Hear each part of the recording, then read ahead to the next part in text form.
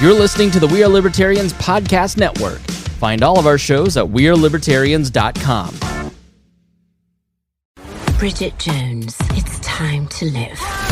This Galentine's Day, make a date with Peacock. I've set you up on Tinder. What? You're welcome. You can call me Rockstar. Bridget Jones. But you can call her mummy. Experience the final chapter of Bridget's unforgettable journey. By all that's holy, Bridget Jones. You are a brilliant woman. Embrace the chaos. Enjoy your weekend, Mrs. Darcy. Bridget Jones, Mad About the Boy. Streaming only on Peacock February 13th.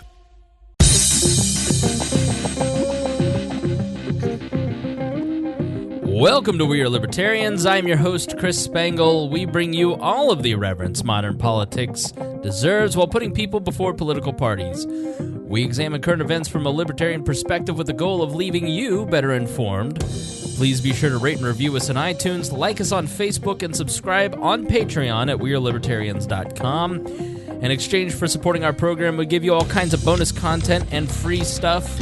Just moments ago, we ended a bonus episode on the history of anarchism in our series called Defined. So you can get that right now, $5 a month or up. You get to participate in the live streams and in the chat room if you're a $10 a month or up. We have an exclusive Facebook group for those folks, so check it out at wearelibertarians.com. This show is crowdsourced, so you can send us news with the hashtag WALNews or on our Facebook group or Discord channel. We're always taking your questions and comments via email at editor@wearelibertarians.com. I read everyone. I don't get a chance to respond, more than monthly, but I do read all of your emails, and then we put those in listener question show. Please be warned that this show is raw, unedited, and authentic, so the language is sometimes strong and offensive.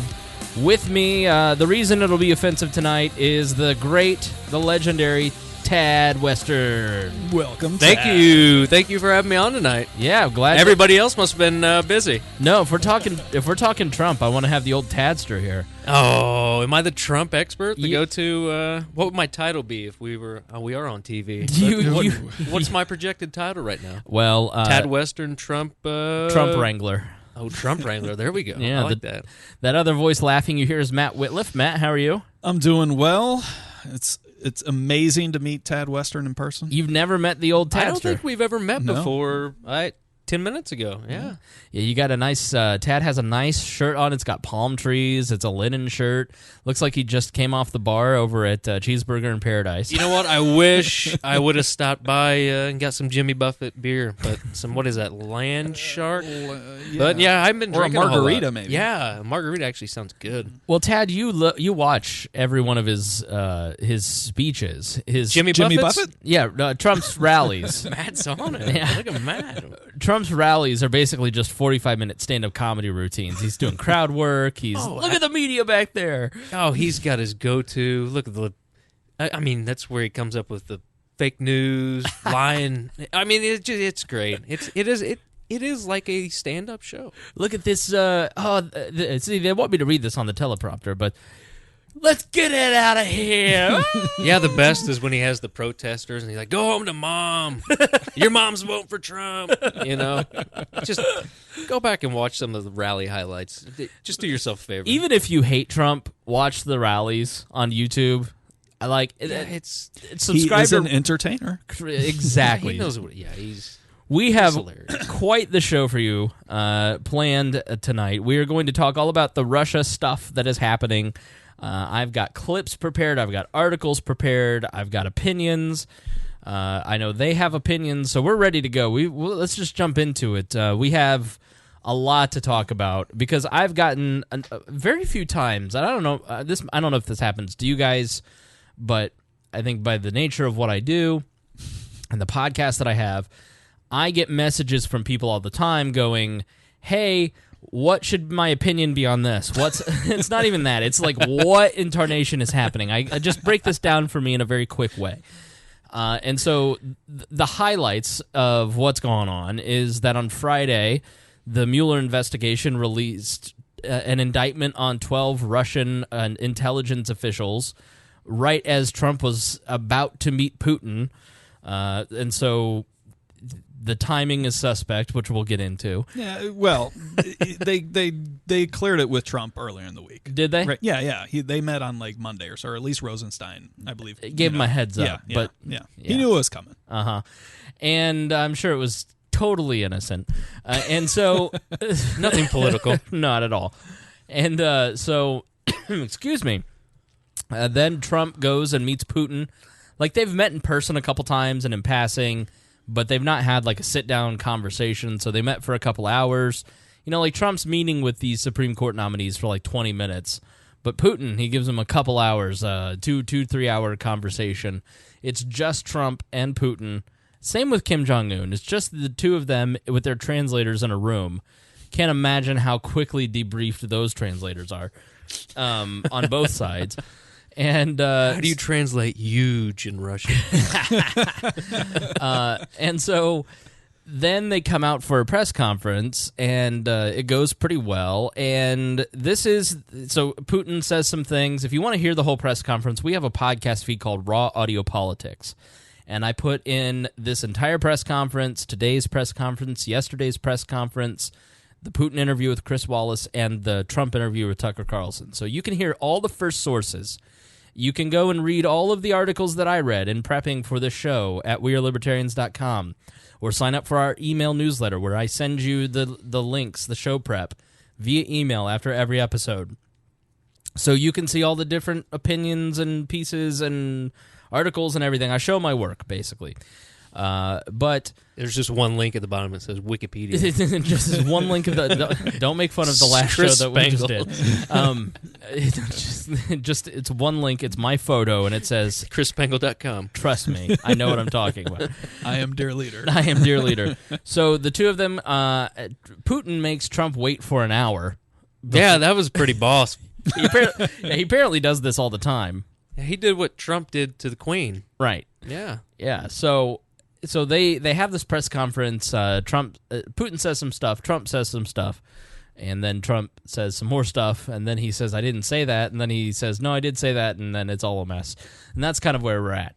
But I want to kind of go in linear fashion. We're going to get into the details of all of this. So let's start with the actual indictment that got dropped the other day.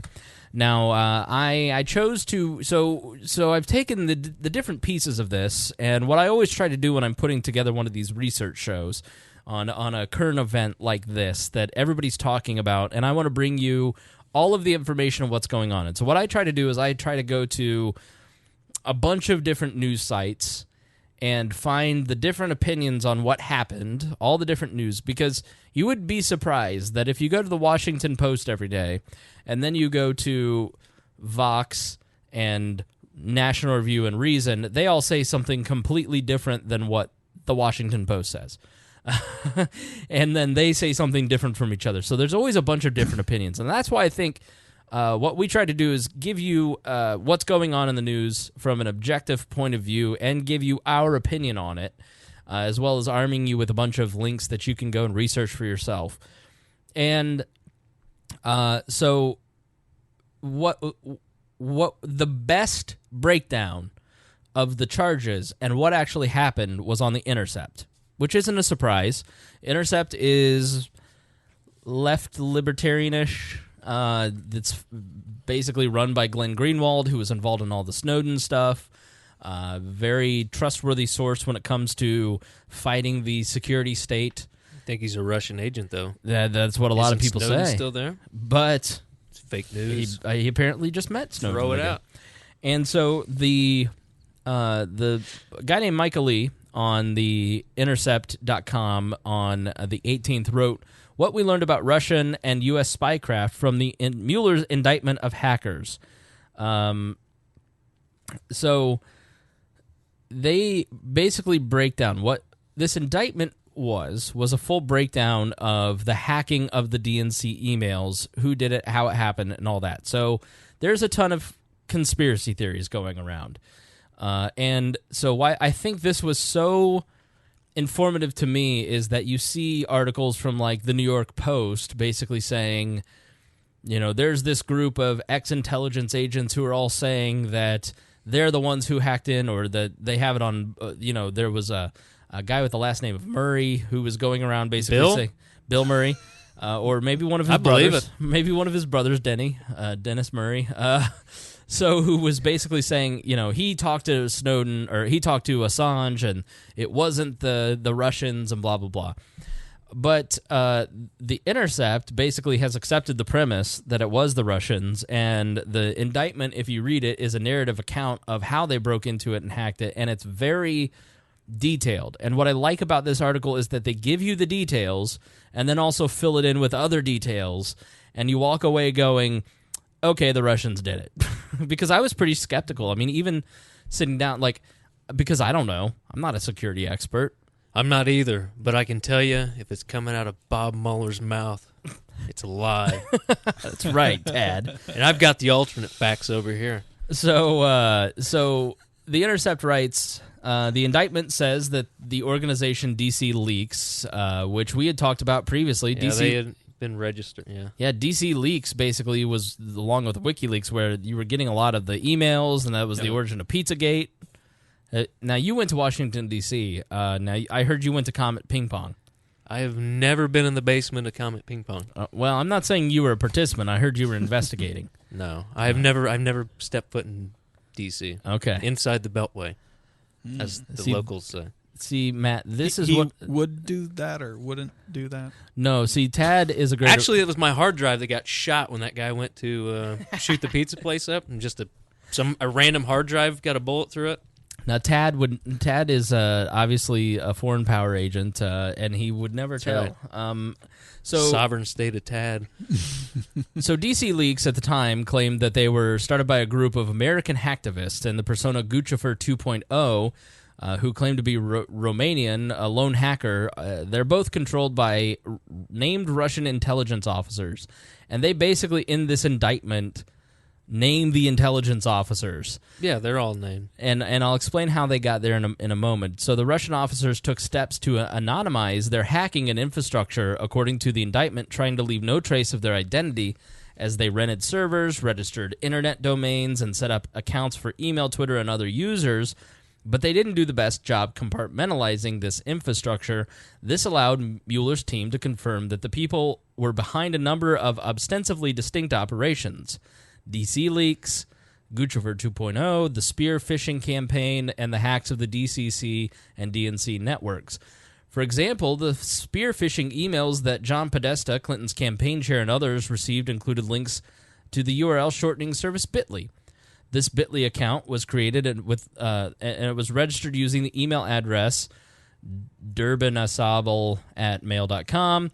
The attackers that used the same email address used it to create pretty much everything, including an online registering for an online crypto service, which they think is BitPay.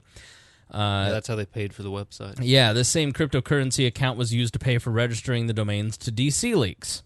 So what isn't mentioned in the indictment is that on one occasion, someone reportedly logged into the Guccifer 2 Twitter account without connecting to a VPN first, revealing their real IP address. Working off the IP address, the Daily Beast states U.S. investigators identified Guccifer 2.0 as a particular GRU, X used to be the KGB, yeah. officer working out of the agency's headquarters in Grizadobovy Street in Moscow. So a VPN is basically a virtual private network that it's hard to trace. It's like an anonymized IP address. It's like spoofing your phone number for IP addresses. Right. So, to take over the first DCC network and then the DNC network, the GRU hackers, according to the indictment, used a spear phishing email which tricked the recipient into entering their password on a malicious site. They then used the victim's credentials to access the DCC's internal network and installed custom malware called X-Agent on at least 10 DCCC computers, according to the indictment. Soon thereafter, as the indictment states, the hackers pivoted to the DNC's network. From one of the DCCC computers, the Russian hackers allegedly activated X-Agent's keylog and screenshot functions to steal credentials of a DCCC employee who was authorized to access on the DNC network. Armed with those credentials, they were able to access approximately 33 DNC computers. Once on the DNC network, they compromised the DNC's Microsoft Exchange server, gaining access to thousands of emails. After someone hacks a computer and installs spyware, the attacker then sends commands to the spyware to send back to them. This is typically done by connecting a computer known as a command and control or a C2 server. According to the indictment, the computer that the Russians leased to act as ex-agent C2's server, it was located in Arizona, and it was to issue commands to specific hack computers to log keystrokes and take screenshots. In the midst of the hack, the DNC discovered what was going on, hired CrowdStrike, which is hired by the Republicans too. People are saying, "Oh, it's a DNC conspiracy." No, they work with everybody. They're of the Green Party. If your money's green, they'll work with you. But their founder is former FBI. Okay. And the DNC did not hire... Well, the timeline's a little iffy, but the lawyer for Sussman was the DNC's lawyer, Hillary's Clinton lawyer. Right. He hired CrowdStrike before. They never went to the FBI. They didn't go to the police. They didn't go anywhere. Right. He immediately, the hackers had been in for months, 6 months, I believe is what it was. And there was multiple hackers. It wasn't just one. But there's actually a book that you can read. It's called How the Democrats Lost and the Republicans Won. Right. But all this is documented in it, too. All this isn't new. Yeah, that's the thing about all of this. This isn't new at all. It's all completely been known. Yeah. But the timeline is, I mean, it's good to know and get out there. Well, I think the thing that validates a lot of this information that we've all kind of known is that it is backed by the power of subpoena. Yeah, but you're subpoenaing.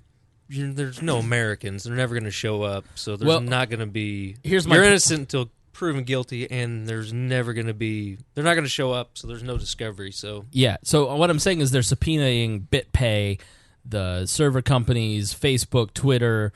And so they're working directly with these companies. And I mean, there's a lot of detail in the indictment, right? Like exact amount of Bitcoin that was transferred to this particular. It doesn't give you the account number, but a particular account, and it was this happened between 4:15 and 4:52 or whatever. Literally, this is the next paragraph. The fact that the U.S. government had access to the keystrokes and screenshots collected by the C2 server, and even knew at what point in time the GRU agents deleted the activity logs and login history from the server, leads me to believe that the hosting provider likely started to cooperate with the investigation, including possibly sharing snapshots of the hard drive connected to the C2 server. Sure. They were out of, Belgium, I believe? Or something this is the, I think they're talking about the Arizona server company. Oh, the Arizona. Yeah, I know they had another server in, Belgium, I believe. Yeah, and they had one in Chicago, I think, as well.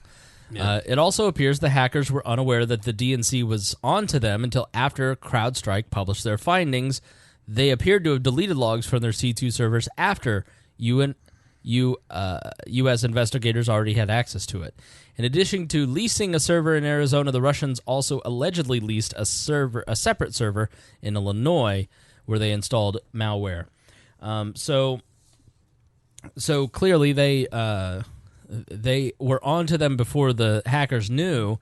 And then one thing that stood out to this guy is that he's reading the indictment and how many times the document mentioned exactly what one of the defendants, GRU Cyber Operations, Ivan Yermakov, was researching on the internet and when. And then they go on to list some of this stuff. How could the U.S. investigators have access to this information? Two explanations come to mind. The most likely is the NSA compromised your mom's computer and regularly logged his keystrokes or accessed his browser history. Another example would be that Yermakov used Google while logged into an account to do these searches, and the investigators learned his search history from Google. I find the latter to be less convincing because the search engine Yandex is much more popular in Russia, and GRU officers are not stupid enough to really use Google in California. So basically, they believe that they had been keystroking the the Russian hackers, essentially. Yeah, they had hacked Colin Powell. They tried breaking into the RNC as well, right? And there were Homeland Security, I believe, even tipped off the DNC about how shitty their network was, and they were just like, whatever. The indictment basically publishes some of the WikiLeaks stuff, the WikiLeaks messages, asking Guccifer to send WikiLeaks any new materials. On July 6th, WikiLeaks asked again, if you have anything Hillary-related, we want it in the next 2 days, preferable because the DNC convention is approaching, and she will solidify Bernie supporters behind her after, adding that we think Trump has only a 25% chance of winning against Hillary, so conflict between Bernie and Hillary is interesting. On July 14th, just a few days later, Guccifer sent an email to WikiLeaks in a text document. The body of the email was plain text, unencrypted and vulnerable to interception by third parties, but the attachment was encrypted. The indictment says the unencrypted body explained that the encrypted files contain instructions on how to access the online archive of stolen DNC documents. On July 22nd, just a few days later, WikiLeaks published a database containing the hacked emails. They don't put all of this out. 2.5 weeks later, after publishing the DNC emails while being interviewed on a Dutch television show, WikiLeaks editor Julian Assange encouraged a conspiracy theory that DNC staffer Seth Rich, who had been recently killed in what the DC police said was a botched robbery, was his source for the DNC emails. After stating WikiLeaks sources face danger, he alluded to Rich. And so it's pretty clear at this point that Seth Rich, the Seth Rich thing is probably a conspiracy. Well, there was multiple leaks too. I mean, there wasn't just one thing. So I mean, he could have. Who knows? So that's kind of there was a theory too about the transfer rates being way too high to be broadcast, that they were done through thumb drive. So I think at this point it is so someone. I'm not obviously it's not in there, but right, and that's the indictments. So. Mm-hmm. So the thing that stands out to me is like I don't know that it's the Russians, but to me, when 17 intelligence agencies, you have very specific information, even the Intercept is saying that it's the Russians. Yeah. It's probably the Russians. It's probably the Russians at this point, right? Like we, as skeptical, thinkers against the government, and knowing that there's been all sorts of things perpetrated through the years and all that type of stuff. I mean, there's a healthy reason for skepticism, right? But at the same time, there's enough signs, I think, at this point pointing to it that whether we take it at face value or not, I think is almost immaterial in the grand scheme of things, right? Because even if the Russians didn't do it, then like whatever, right? I mean, that's what's going on right now, right? So I mean, you still have over 20 states that had some of their election systems. Like, let's all stop being naive and just assume that the Russians did try to influence our election, sure, and that it came from the Kremlin. And the question, and we've always, and even here on We Are Libertarians, we've been skeptical of the Russia collusion investigation. There's so many Russian narratives that need to be separated. Like obviously, the Russians are always trying to get in, or Russians, however you want to define it, whether they're paid opposition or whatever. I mean, who the hell, part of the GRU or some other independent or rogue agents or lone whatever, right? I mean, there's so many different. Well, you remember the Chinese buying missile blueprints off of Bill Clinton? Yeah, in the White House. Yeah. And here's what I've always maintained is that that foreign powers, especially the bigger the foreign power, the more adversarial the foreign power, the more motivated they are to try and get information from government officials, from potential campaigns. I've always maintained that these foreign powers do exactly what Russia tried to do to Trump. They'd probably tried to do it to Clinton.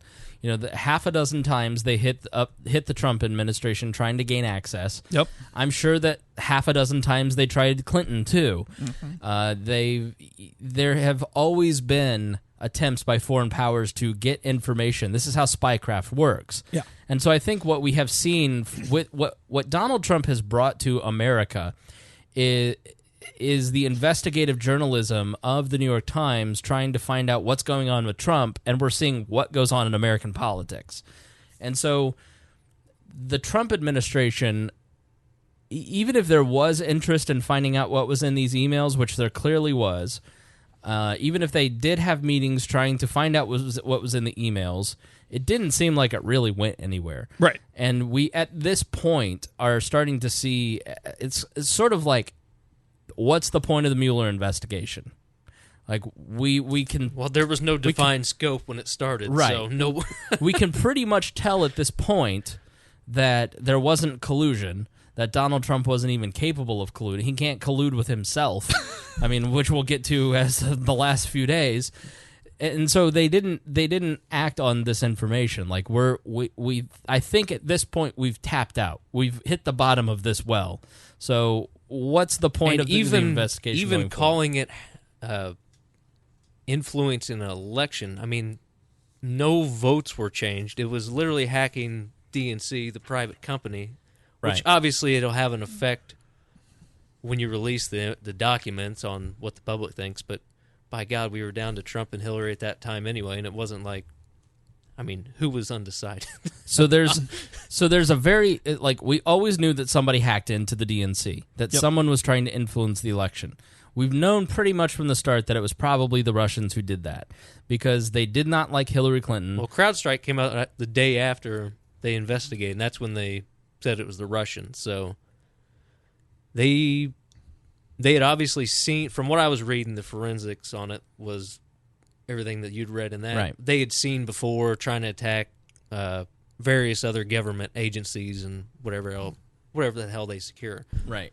Because, I mean, they're a notorious group. They call them like Kazi Bear or something. Fozzie Bear, yeah. Yeah, Kazi and Fozzie. But no, there was two. That's literally what they called them. And right. That they were notorious. Apparently, I don't know how the hell they know, but... Well, it was like an office of bros hanging out in Moscow on this road, and they got caught because one of them didn't VPN their login to Guccifer. He was slamming some $3 vodka. And so what the American government did is they basically tracked this office. They probably had American assets who were trying to get in. How do you think that they knew who worked in that office? Yeah, absolutely. That was another thing too. Is that these 12, named the 12 people that work in this office? How do we get those names?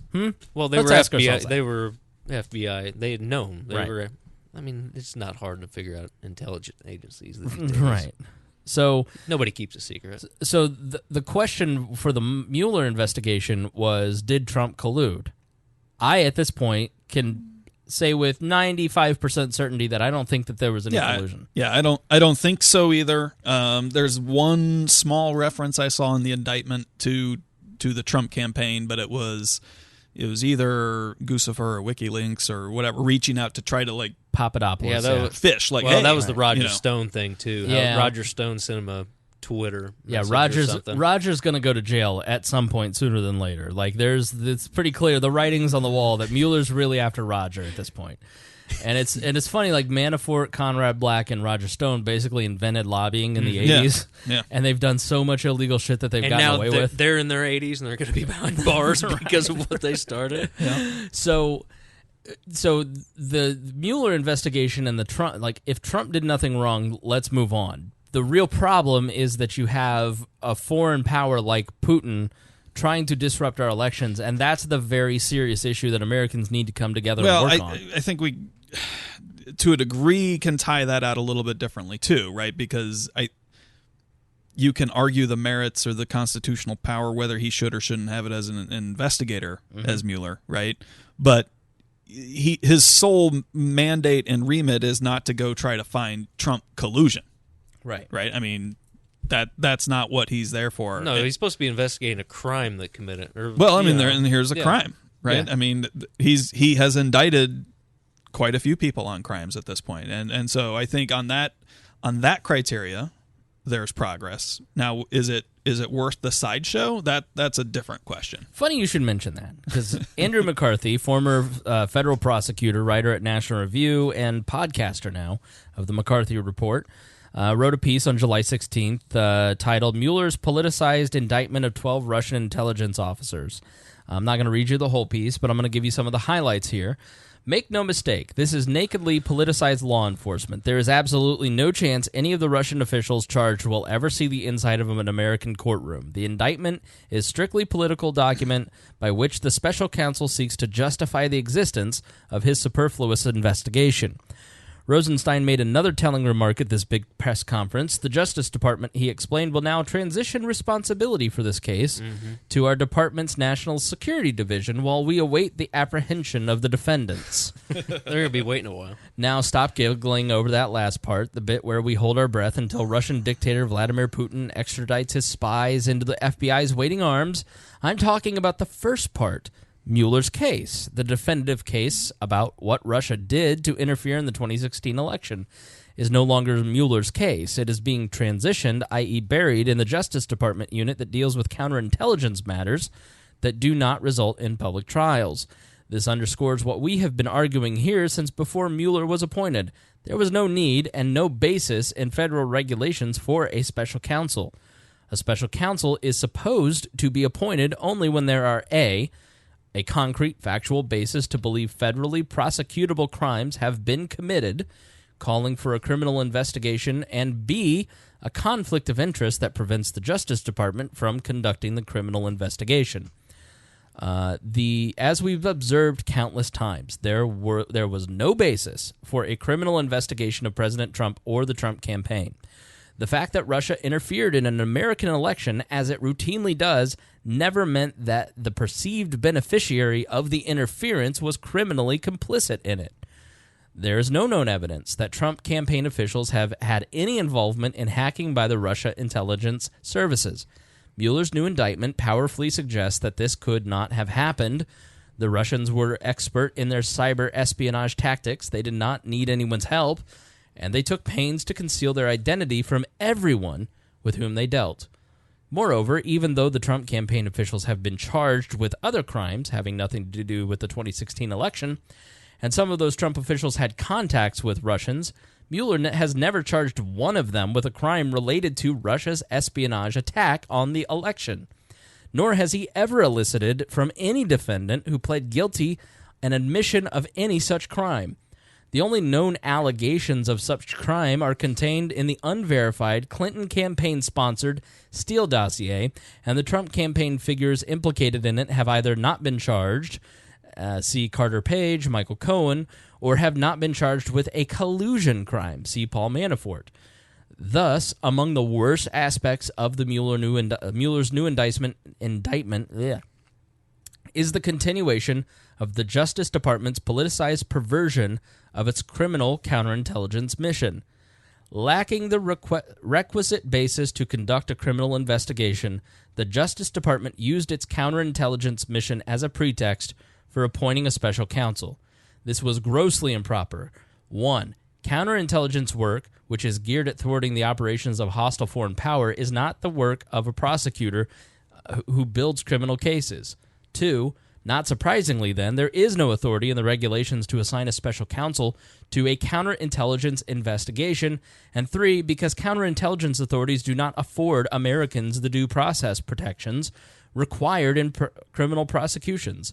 The Justice Department is not permitted to use the counterintelligence as a pretext for conducting what is actually an effort to build a criminal prosecution.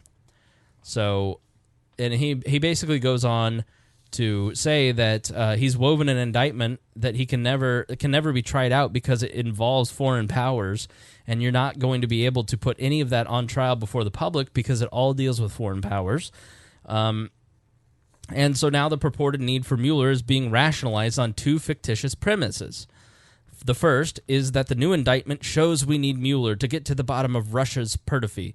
I don't know what that word means. This is false. There is nothing new in the Mueller's indictment. His participation was unnecessary to discover what our counterintelligence investigators have learned, and the intelligence that they have gathered should not have been put in an indictment. Aggression by a hostile foreign power is not a law enforcement issue, and it is a mockery of the justice system to charge foreign aggressors and pretend we presume them innocent of their attacks against our country. The second is the number of indictments Mueller has generated proves that there were solid grounds to suspect Trump campaign collusion in Russia's election meddling. That's blatant partisan dishonesty of this claim best encapsulated in this Washington Post report. Mueller and a team of prosecutors have been working since May 2017 to determine whether any Trump associates conspired with Russia to interfere with the election. With the new indictment, his office has filed charges against 32 people on crimes, including hacking, money laundering, and lying to the FBI. The Post goes on to grudgingly point out that 26 of the 32 are Russians, who are unlikely to ever be put on trial in the U.S. Unlikely? But the paper conveniently omits the mention of the fact that none of the 32 have been charged with a Trump-Russia conspiracy to interfere in the election, and that is the only thing that Mueller was needed for. So I think that's a really good summation kind of why the Mueller investigation has completely surpassed its need and usefulness and was never really needed to begin with, and it was just a way to really damage them. The same point is kind of made that now that's the National Review, that's the right. The left is making a similar point at truthdig.com by a writer named Scott Ritter, who's an intelligence officer, and he goes on to talk about how people are trying to impeach Rod Rosenstein to end the Mueller investigation, and he writes, well, the impeachment of Rosenstein is highly unlikely. The FBI being found guilty of its investigations being corrupted by individual bias is equally slim in the world of politics. Perception creates its own reality, and the Mueller investigation has been taking a public beating for some time. By releasing an indictment predicted upon the operating assertion that 12 named Russian military intelligence officers orchestrated a series of cyber attacks that resulted in information being stolen from computer servers belonging to the Democratic Party, and then facilitated the release of this information in a manner designed to do damage to Clinton, Rosenstein sought to silence once and for all the voices that have been attacking him, along with the Department of Justice. There's one major problem with the indictment, however. It doesn't prove that which it asserts. True, it provides a compelling narrative that reads like a spy novel. And there's no doubt in my mind that many of the technical details related to the timing and functioning of the malware described within are accurate. But the leap of logic that takes the reader from the inner workings of the servers of the Democratic Party to the offices of the Russian intelligence officers in Moscow is not backed up by anything that demonstrates how these connections were made. That's the point of an indictment, however. It doesn't exist to provide evidence beyond a reasonable doubt. It rather serves to provide enough information to demonstrate probable cause. No one would or could be convicted at trial on the information contained in that indictment alone. For that to happen, the government would have to produce specific evidence linking the hacks to named Russians and provide details on how this evidence was collected and by whom. In short, the government would have to be willing to reveal some of the most sensitive sources and methods of intelligence collection by the U.S. intelligence community and expose and therefore ruin the careers of those who collected the information.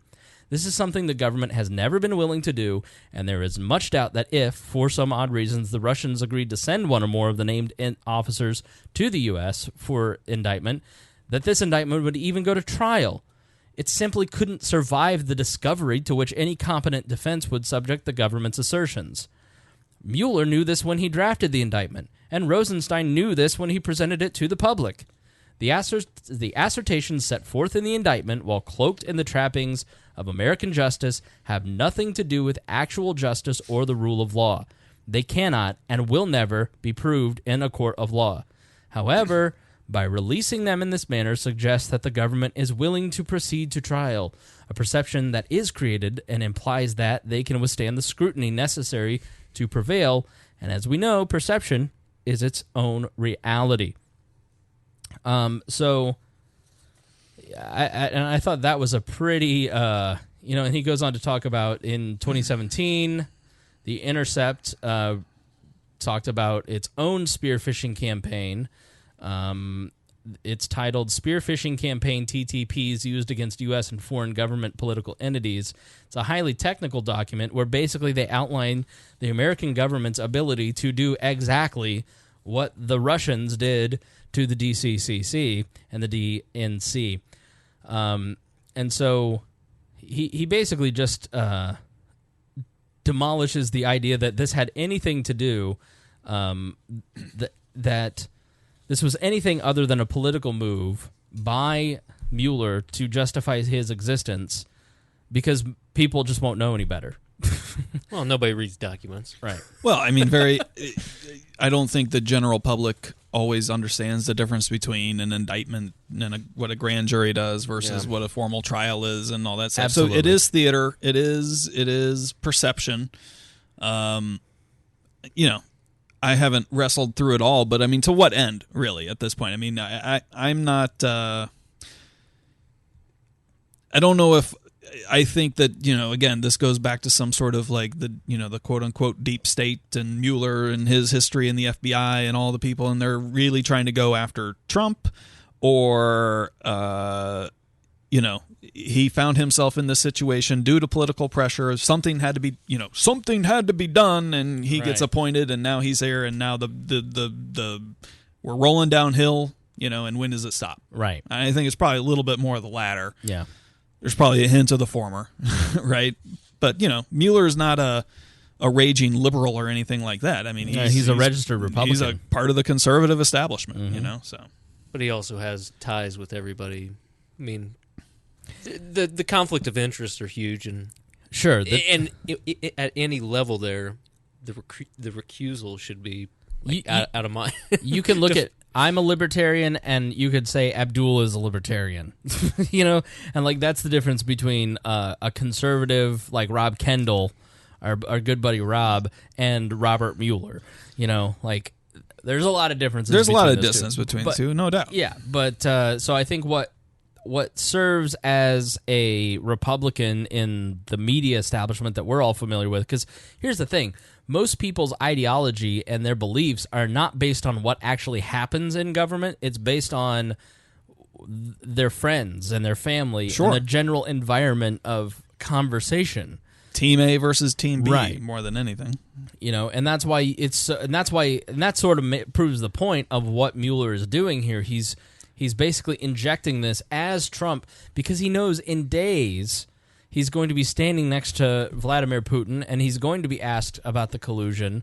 And if he gives people verifiable, hard facts of 12 Russians did this, and here's their names, then it's going to make those questions when they meet in Helsinki much stronger. But how do you think the meeting went on? I think it was. I thought I heard someplace that was on Monday when Rosenstein briefs Trump that this is coming. Like Trump looks at him and says, "Excellent, excellent. There's no collusion. It's great."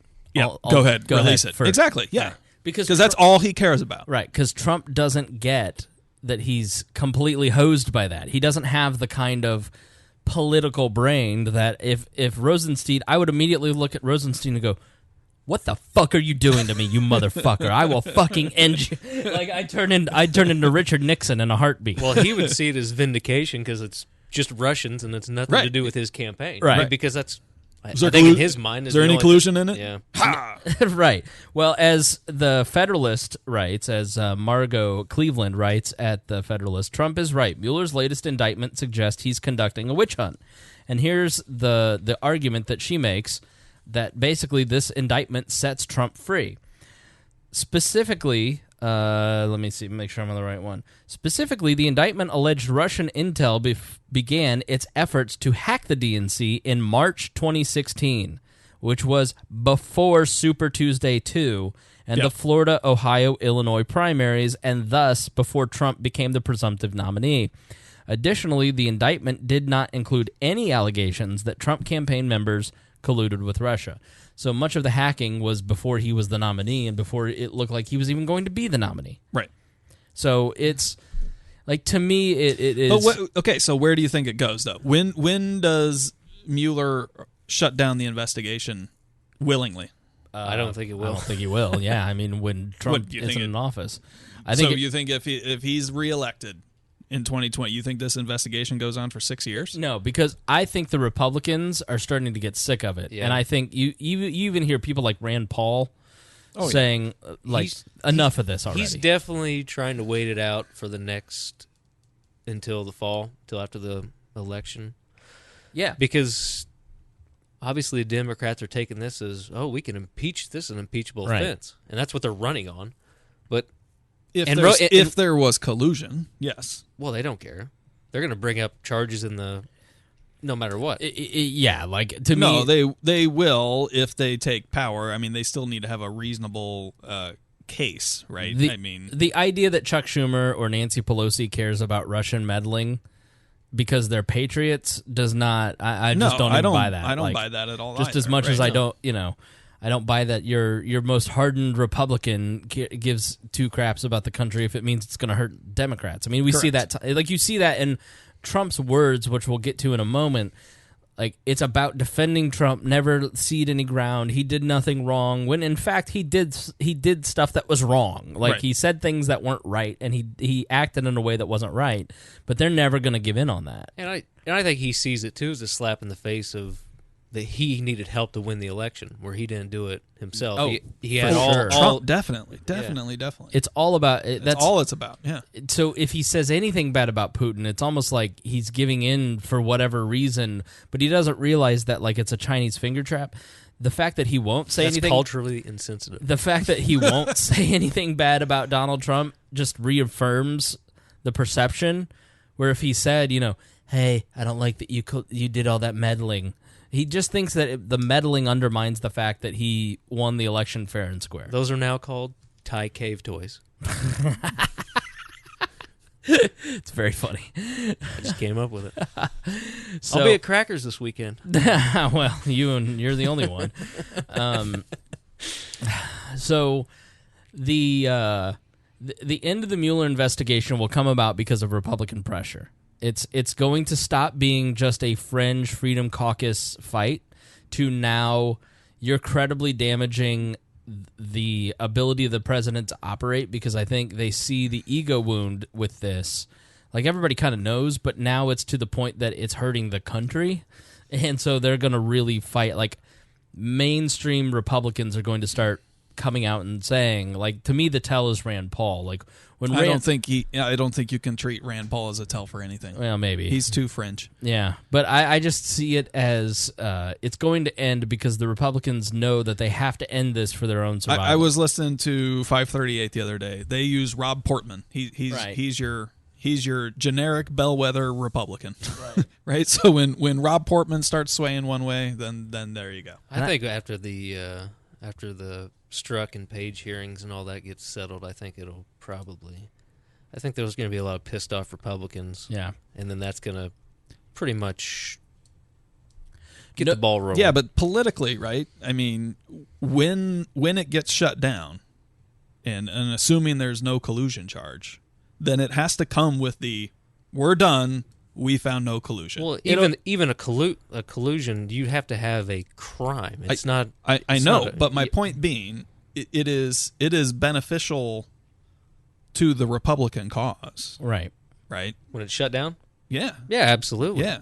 Which is why it's not going anywhere. Yeah, because they're going to say it's been a witch hunt for 4 years or however the hell long it goes on. But see, that's where I don't think it adds up, Chris. I don't think that Mueller's waiting out for it to become a blue wave. Right. Like Mueller has an unlimited budget. He can do whatever he wants. He's getting paid. And it's being executed. I mean, really, still to. I mean, how much power Rosenstein has over it? I believe Rosenstein has the call of whether or not it can continue. He's a Republican, and he's the only person, which is why they're threatening to impeach him. Yeah. So unless they, he has motivation to want a blue wave, right? I mean. No, I think like if you're on the Mueller team or if you're Rod Rosenstein, I think there's a sense that you're doing your duty to your country. Correct. It's lofty, like the way that you hear Comey speak. Yes, it's some grand thing that they're doing. We're doing our public duty. Yeah, well, yeah, duty. Deep state. Someone said they can't hear us, but that person clearly was Turn dumb. your volume up, honestly. dummy. Honestly. I can hear myself just fine. I'm actually quite loud in these headphones. Yeah. Dr. Dre, can you turn those down?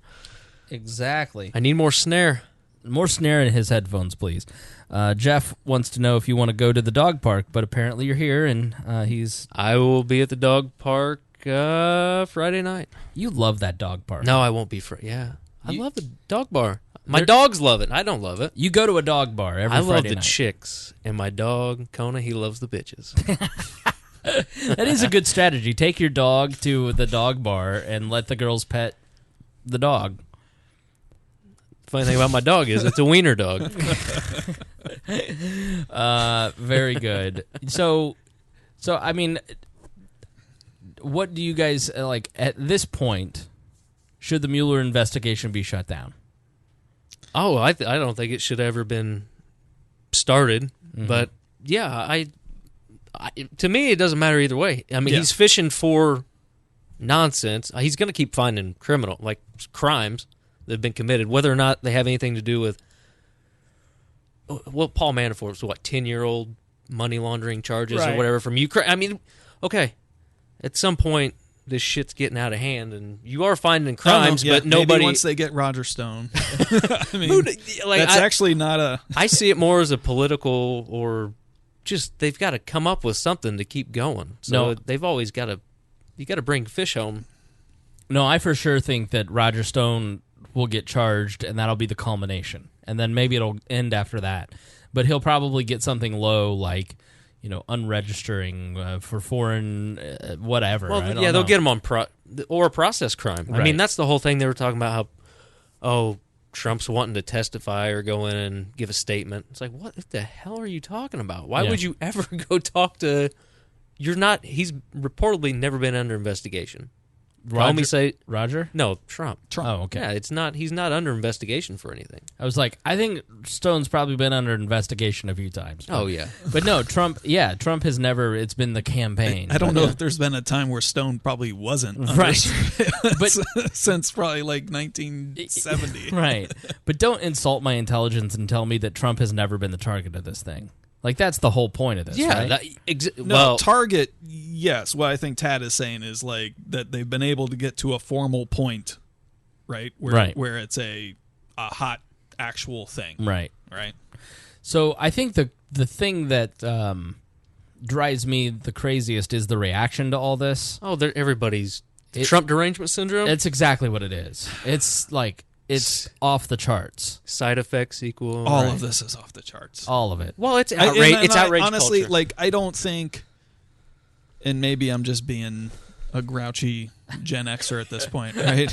Right. But I mean, if it wasn't this, it's something else. Yeah. Right. So great, shut down the Mueller investigation. Whatever. I mean, there would still be plenty in the way that Trump and the media and left and right and boomers and this and right, it would still be a nutsy sideshow. It'd be his businesses, right? His businesses are corrupt as the day is long. Yeah, as a 30-year-old boomer, I would agree. Yeah, you're right. So that then leads us to I'm literally getting a text message. I got a text message from a friend, and it says, "Just explain to my grandma what swoobs are. She told me to put ice down my shirt." You know what swoobs are? Sweaty man boobs? Well, sweaty boobs in general. Well, never mind. So, all right, sorry, I just got distracted. So this sets the stage. You hear what's going on, and so the media is all engaged in these 12 Russians that have colluded, and then they go to Helsinki a couple days ago, and he meets with Putin, and the media is just waiting. We're waiting they're waiting for anything to be outraged about at this point, and Donald Trump, as always, is more than willing to give it to them. He never disappoints. He never disappoints. He can never help himself. He just has to shoot himself right in the face. And so, as we said earlier, they meet, and then they come out, and they give some statements. And what I'm going to do is I'm going to play you, this is going to be a little long, I'm going to play longer clips than you'd hear somewhere else, but I want you to hear the actual words of everybody, unfiltered, unedited. I mean, obviously I stopped and started at some point. I'm not going to play 45 minutes. I'm going to play 10 minutes here of audio, because I want you to hear exactly what was said by these two men. And you won't get this you won't get this in the mainstream media either. That's right. So this is Trump's initial remarks, and so why I pulled this is that it's not the controversial part. It's him talking about what they actually talked about and why he wanted to meet with Putin and their shared goals. So without further ado, here is Donald Trump. I'm here today to continue the proud tradition of bold American diplomacy From the earliest days of our republic, American leaders have understood that diplomacy and engagement is preferable to conflict and hostility. A productive dialogue is not only good for the United States and good for Russia, but it is good for the world. The disagreements between our two countries are well known, and President Putin and I discussed them at length today. But if we're going to solve many of the problems facing our world, then we're going to have to find ways to cooperate in pursuit of shared interests. Too often in both recent past and long ago, we have seen the consequences when diplomacy is left on the table. We have also seen the benefits of cooperation. In the last century, our nations fought alongside one another in the Second World War. Even during the tensions of the Cold War, when the world looked much different than it does today, the United States and Russia were able to maintain a strong dialogue. But our relationship has never been worse than it is now. However, that changed as of about 4 hours ago. I really believe that. Nothing would be easier politically than to refuse to meet, to refuse to engage, but that would not accomplish anything. As president, I cannot make decisions on foreign policy in a futile effort to appease partisan critics or the media or Democrats who want to do nothing but resist and obstruct. Constructive dialogue between the United States and Russia afford the opportunity to open new pathways toward peace and stability in our world. I would rather take a political risk in pursuit of peace than to risk peace in pursuit of politics. As president, I will always put what is best for America and what is best for the American people. During today's meeting, I addressed directly with President Putin the issue of Russian interference in our elections. I felt this was a message best delivered in person. Spent a great deal of time talking about it, and President Putin may very well want to address it, and very strongly, because he feels very strongly about it, and he has an interesting idea. We also discussed one of the most critical challenges facing humanity, nuclear proliferation. I provided an update on my meeting last month with Chairman Kim on the denuclearization of North Korea, and after today, I am very sure that President Putin and Russia want very much to end that problem, going to work with us, and I appreciate that commitment. The President and I also discussed the scourge of radical Islamic terrorism. Both Russia and the United States have suffered horrific terrorist attacks, and we have agreed to maintain open communication between our security agencies to protect our citizens from this global menace. Last year, we told Russia about a planned attack in St. Petersburg, and they were able to stop it cold. They found them, they stopped them, there was no doubt about it. I appreciated President Putin's phone call afterwards to thank me. I also emphasized the importance of placing pressure on Iran to halt its nuclear ambitions and to stop its campaign of violence throughout the area, throughout the Middle East. As we discussed at length, the crisis in Syria is a complex one. Cooperation between our two countries has the potential to save hundreds of thousands of lives. I also made clear that the United States will not allow Iran to benefit from our successful campaign against ISIS. We have just about eradicated ISIS in the area.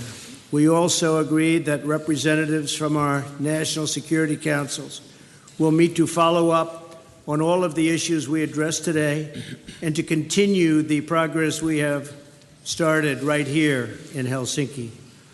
Today's meeting is only the beginning of a longer process. but we have taken the first steps toward a brighter future, and one with a strong dialogue and a lot of thought. Our expectations are grounded in realism, but our hopes are grounded in America's desire for friendship, cooperation, and peace. And I think I can speak on behalf of Russia when I say that also. President Putin, I want to thank you again for joining me for these important discussions and for advancing open dialogue between Russia and the United States. Dialogue. It's normal Trump is funny. Even normal Trump is funny. He's like, that's scripted Trump. Yeah. I mean, that's him reading. So when do you guys think that was written? Oh, well, I think that's all written way in advance. I think 2 years in, like the Trump White House. Can you imagine? Sorry, can you imagine working for Trump doing stuff? No, oh my God. No. I think the White House now is much more professional than it was this time last year. Oh, for sure. They definitely have a better handle on things.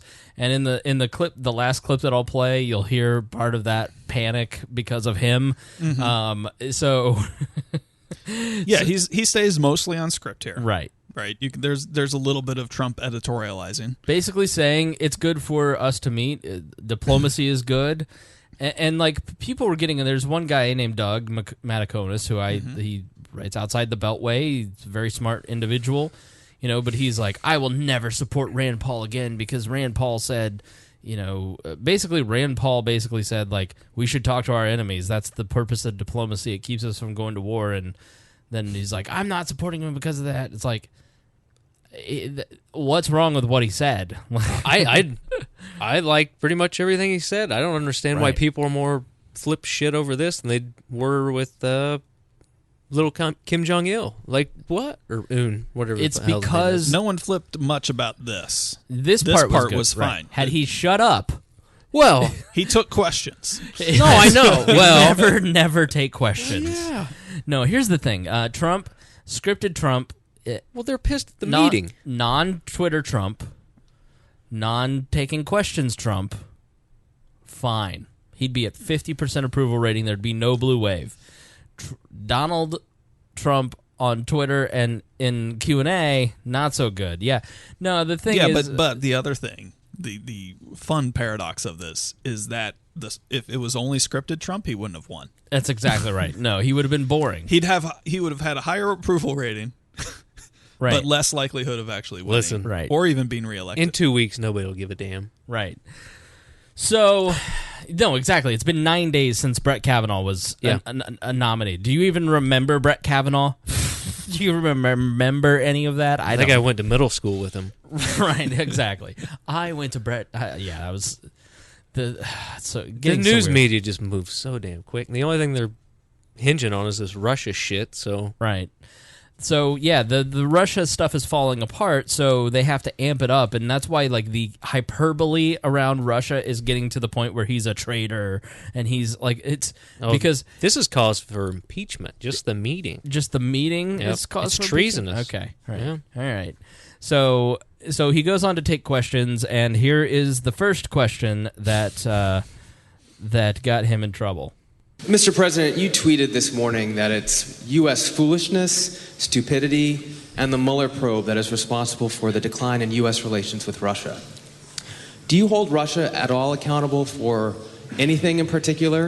And if so, what would you consider them that they are responsible for? Yes, I do. I hold both countries responsible. I think that the United States has been foolish. I think we've all been foolish. We should have had this dialogue a long time ago. A long time, frankly, before I got to office. And I think we're all to blame. I think that the United States now has stepped forward along with Russia, and we're getting together, and we have a chance to do some great things, whether it's nuclear proliferation in terms of stopping, because we have to do it. Ultimately, that's probably the most important thing that we can be working on. But I do feel that we have both made some mistakes. I think that the probe is a disaster for our country. I think it's kept us apart. It's kept us separated. There was no collusion at all. Everybody knows it. People are being brought out to the fore. so far that I know, virtually none of it related to the campaign. And they're going to have to try really hard to find somebody that did relate to the campaign. That was a clean campaign. I beat Hillary Clinton easily, and frankly, we beat her. And I'm not even saying from the standpoint, we won that race. And it's a shame that there can even be a little bit of a cloud over it. People know that, people understand it, but the main thing, and we discussed this also, is zero collusion. And it has had a negative impact upon the relationship of the two largest nuclear powers in the world. We have 90% of nuclear power between the two countries. It's ridiculous. It's ridiculous what's going on with the probe. For President Putin, if I could follow up as well, why should Americans and why should President Trump believe your statement that Russia did not intervene in the 2016 election, given the evidence that U.S. intelligence agencies have provided? And will you consider extraditing the 12 Russian officials that were indicted last week by a U.S. grand jury? Well, I'm going to let the president answer the second part of that question. But as you know, the whole concept of that came up perhaps a little bit before, but it came out as a reason why the Democrats lost an election, which, frankly, they should have been able to win because the Electoral College is much more advantageous for Democrats, as you know, than it is to Republicans. We won the Electoral College by a lot, 306 to 223, I believe. Good answer, Vlad. And that was a well-fought battle. We did a great job. And frankly, I'm going to let the president speak to the second part of your question. But just to say it one time again, and I say it all the time, there was no collusion. I didn't know the president. There was nobody to collude with. There was no collusion with the campaign. And every time you hear all of these, 12 and 14, it's stuff that has nothing to do. And frankly, they admit these are not people involved in the campaign. But to the average reader out there, they're saying, well, maybe that does. It doesn't. And even the people involved, some perhaps told misstories, although in one case the FBI said there was no lie. There was no lie. Somebody else said there was. We ran a brilliant campaign, and that's why I'm president. Thank you. Vlad gets 30 seconds. As to who is to be believed and who is not to be believed. You can trust no one. Where did you get this idea that President Trump trusts me or I trust him? He defends the interests of the United States of America, and I do defend the interests of the Russian Federation. We do have interests that are common. We are looking for points of contact. There are issues where our postures diverge, and we are looking for ways to reconcile our differences. So the America First president initially basically starts out saying this. Mr. President, you tweeted this morning that it's U.S. foolishness, stupidity, and the Mueller probe that is responsible for the decline in U.S. relations with Russia. Do you hold Russia at all accountable for anything in particular? And if so, what would you consider them that they are responsible for? Yes, I do. I hold both countries responsible. So, I think that's a shot at Obama in his mind, right? Of course it is, yeah. So all of this is just pure Freudian, just regurgitating, I won, I'm a legitimate president, you're driving me crazy, please stop, stop making me feel inferior. Yes. That's all it is. Yep. Narcissism is a tough thing. It is. It's really... I battle it every day. So then here comes the... but I just found it interesting. No, but the irony here is he spent how much of his campaign talking about how weak Obama is for apologizing. Right. And then what's the first thing that comes? What's his tweet in the morning? Well, it's partially our fault. He's standing next to Putin, and he just lays down like a cowardly... I mean, he's just a man of strength. Like, no, he's not. He's a very cowardly person. And that's the thing about mental illness is that, like, if you let yourself go unchecked, if you don't take care of your ego problems like he does, you just turn into a very weak person.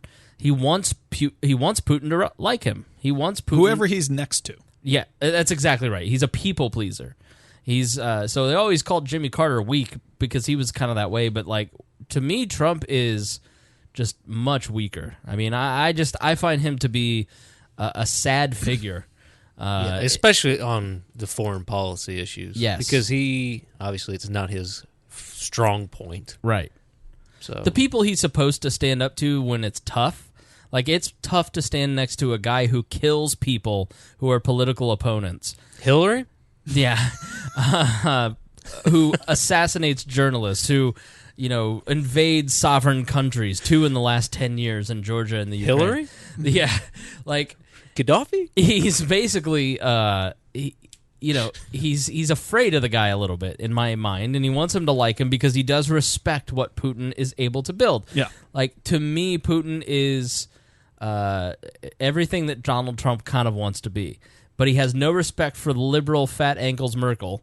And that cuck Mark Macron, Trudeau, Justin Ladyboy Trudeau. Well, you know what Putin did to her, right?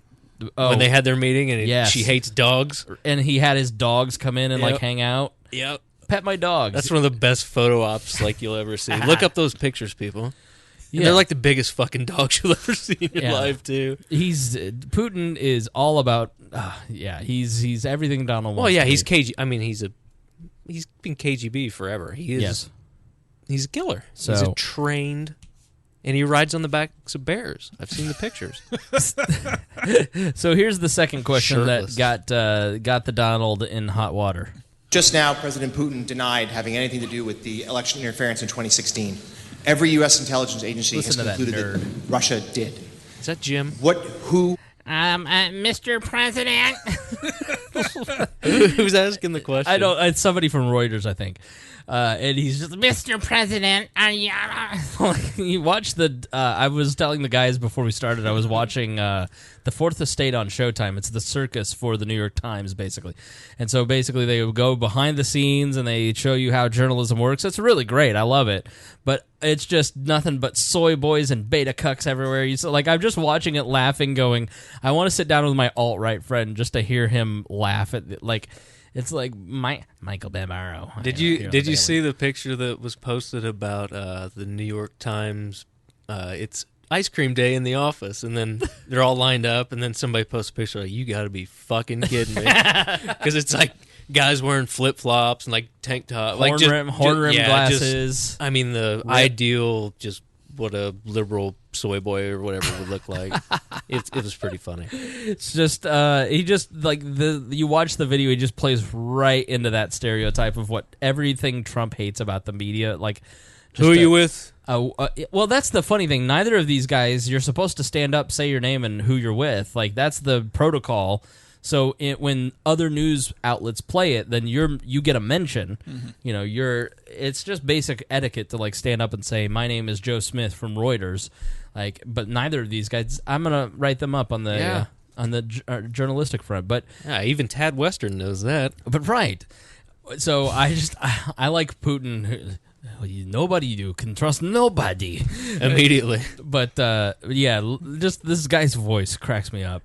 Just now, President Putin denied having anything to do with the election interference in 2016. Every U.S. intelligence agency has concluded that Russia did. My first question for you, sir, is who do you believe? My second question is, would you now, with the whole world watching, tell President Putin, would you denounce what happened in 2016, and would you warn him to never do it again? Such virtue. So let me just say that we have two thoughts. You have groups that are wondering why the FBI never took the server. Why haven't they taken the server? The server of the DNC. Why was the FBI told to leave the office of the Democratic National Committee? I've been wondering that. I've been asking that for months and months, and I've been tweeting it out and calling it out on social media. Where is the server? I want to know, where is the server? They don't need to take it. And what is the server saying? With that being said, all I can do is ask the question. My people came to me, Dan Coates came to me, and some others. They said they think it's Russia. I have President Putin. He just said it's not Russia. I will say this. I don't see any reason why it would be, but I really do want to see the server. But I have confidence in both parties. I really believe that this will probably go on for a while, but I don't think it can go on without finding out what happened to the server.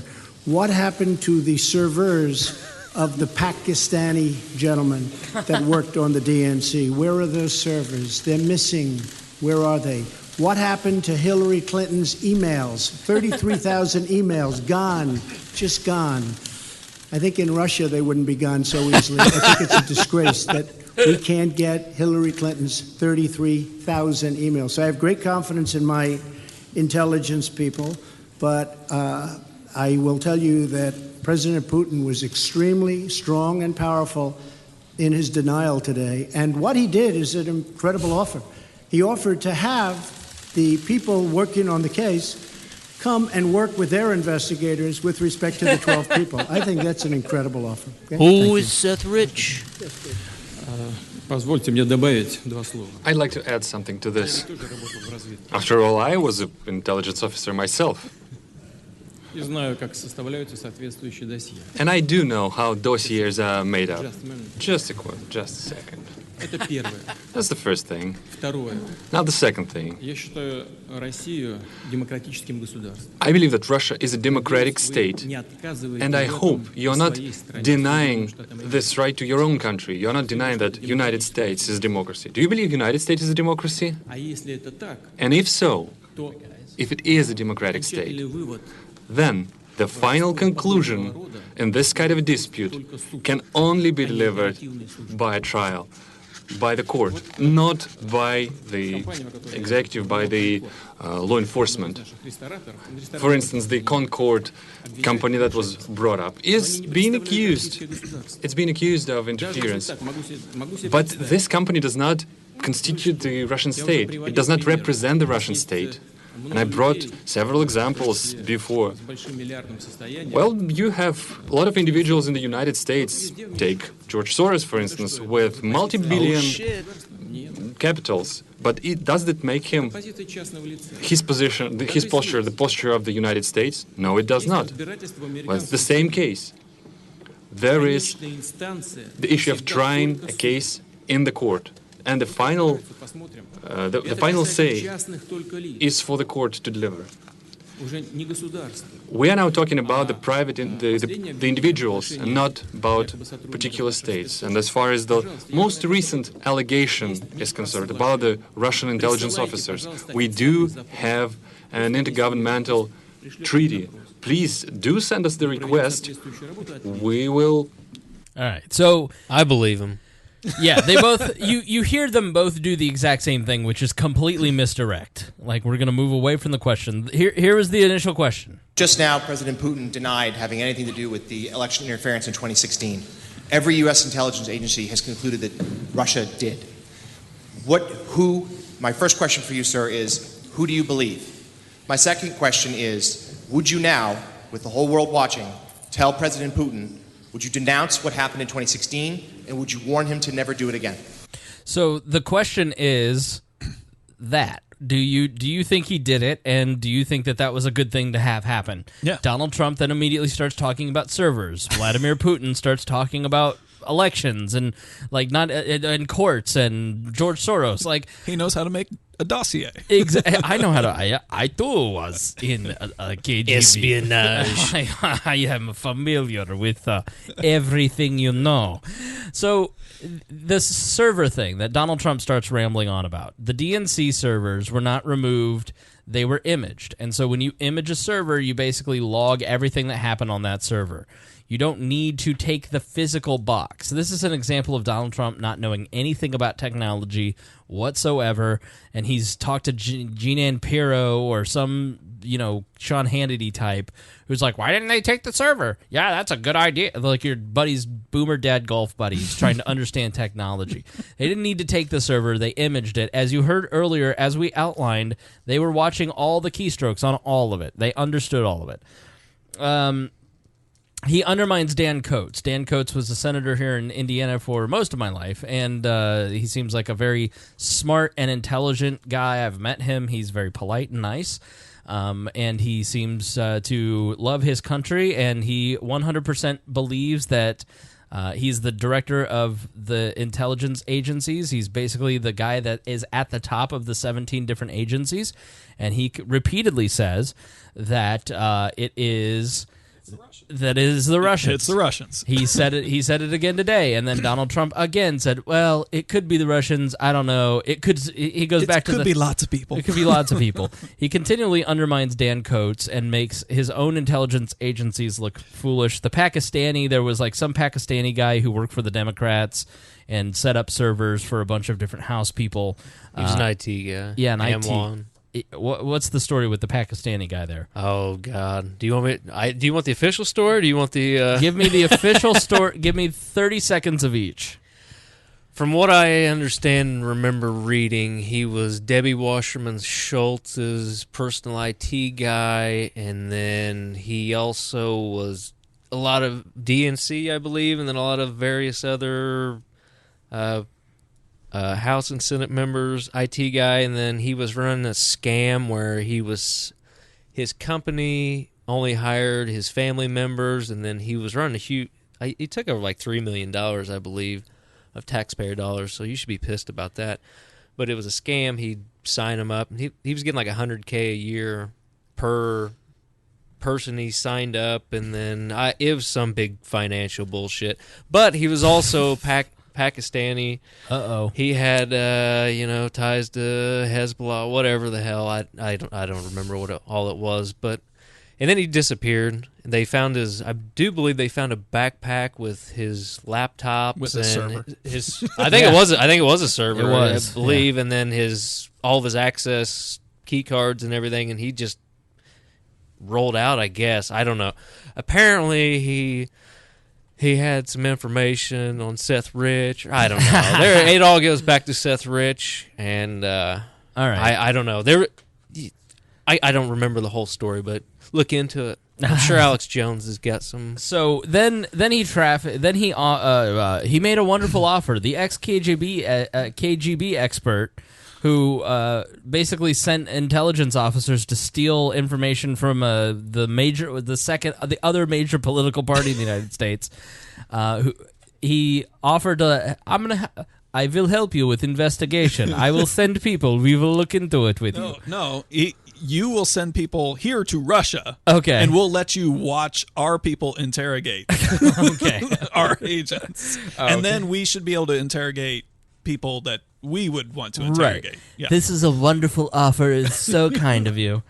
I like it. So, I mean, there's all this. I mean, Chris, you and I have dabbled in politics, right? Right. And not at the presidential level, right? But the amount of preparation and practice and like trying to be on script and not say something stupid, right? Like even at our little, C League level, right? There's work there. Sure. Can you imagine being the staffer or being John Bolton in the next room when this question comes up and seeing Trump just like... There are videos, and I have seen on camera, and you can see it on things like The Circus, where the staff just goes white. And there's a moment later, like today's press conference, where you can hear Sarah Huckabee Sanders screaming, "No, out!" Like it is the worst. It is just the worst. Like Donald Trump, but you kind of like. Here's why I just don't get so bent out of shape. This is really bad. Like Vladimir Putin is a bad person. Yeah. This program in, I think, 2013 called him the next great dictator. I didn't have time to go and find where I said that, but I was going to play it today because I wanted to prove that I was right. But Vladimir Putin is a person who kills political opponent. He's not even hiding it anymore. He's pretty naked about it at this point. Like he's a little too comfortable, and so he's starting to get reckless with stuff. Right. Because he realizes ain't nobody going to do shit. I'm going to invade Ukraine. They aren't going to do anything. We can survive whatever sanctions they place on us. They're still going to have us come to the G8. He gets away with everything, and nobody does anything about it. And so this is just another example. The only counterbalance to Vladimir Putin is the United States president. And the problem with what Donald Trump did is that he completely laid down in front of Vladimir Putin. Now, is Putin going to invade Lithuania tomorrow because Donald Trump acted like a weakling? No. Donald Trump did exactly what Vladimir Putin knows. Who Donald Trump would do. Exactly. We all know this about Donald Trump at this point. That's why this isn't worth the hyperventilation over it. It's that Donald Trump is... Well, let me read this piece from Jonah Goldberg. Not the whole piece, but because I think he's going to say it way better than what is going to come out. During a joint news appearance with Russian President Vladimir Putin, Trump demonstrated that, when put to the test, he cannot see any issue through a prism other than his grievances and ego. In a performance that should elicit some resignations from his administration, the president sided with Russia over America's national security community, including Dan Coats, the Trump-appointed Director of National Intelligence. Days ago, Coats issued a blistering warning that not only had Russia meddled in our election, undisputed by almost everyone save the president himself, but it is preparing to do so again. But when asked about Russian interference in Helsinki, Trump replied, "All I can do is ask the question. My people came to me, Dan Coats came to me, and some others. They said they think it's Russia. I have President Putin. He said it's not Russia. I will say this, I don't see any reason why it would be Russia. I have confidence in both parties." Separately, when asked about the frosty relations between the two countries, Trump said, "I hold both countries responsible. I think we're all to blame. I do feel that we've made some mistakes."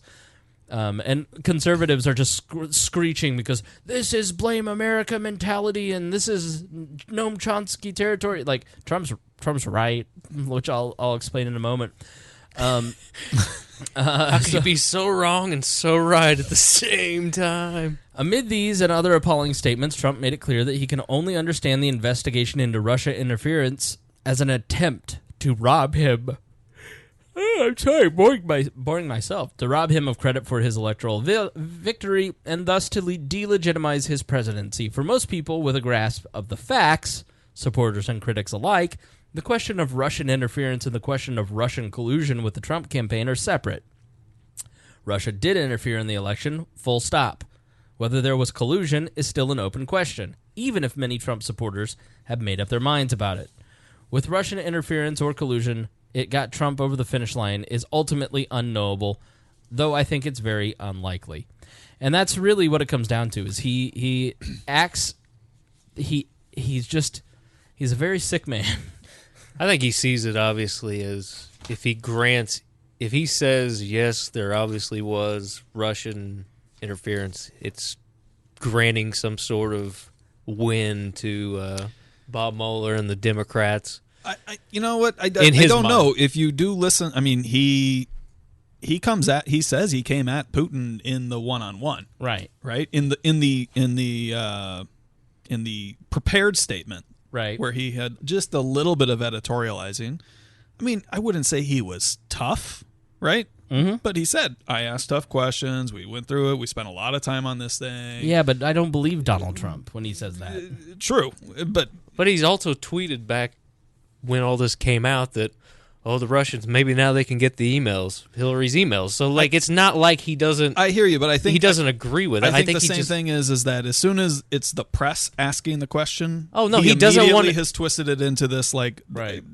I can't differentiate between just meddling and collusion.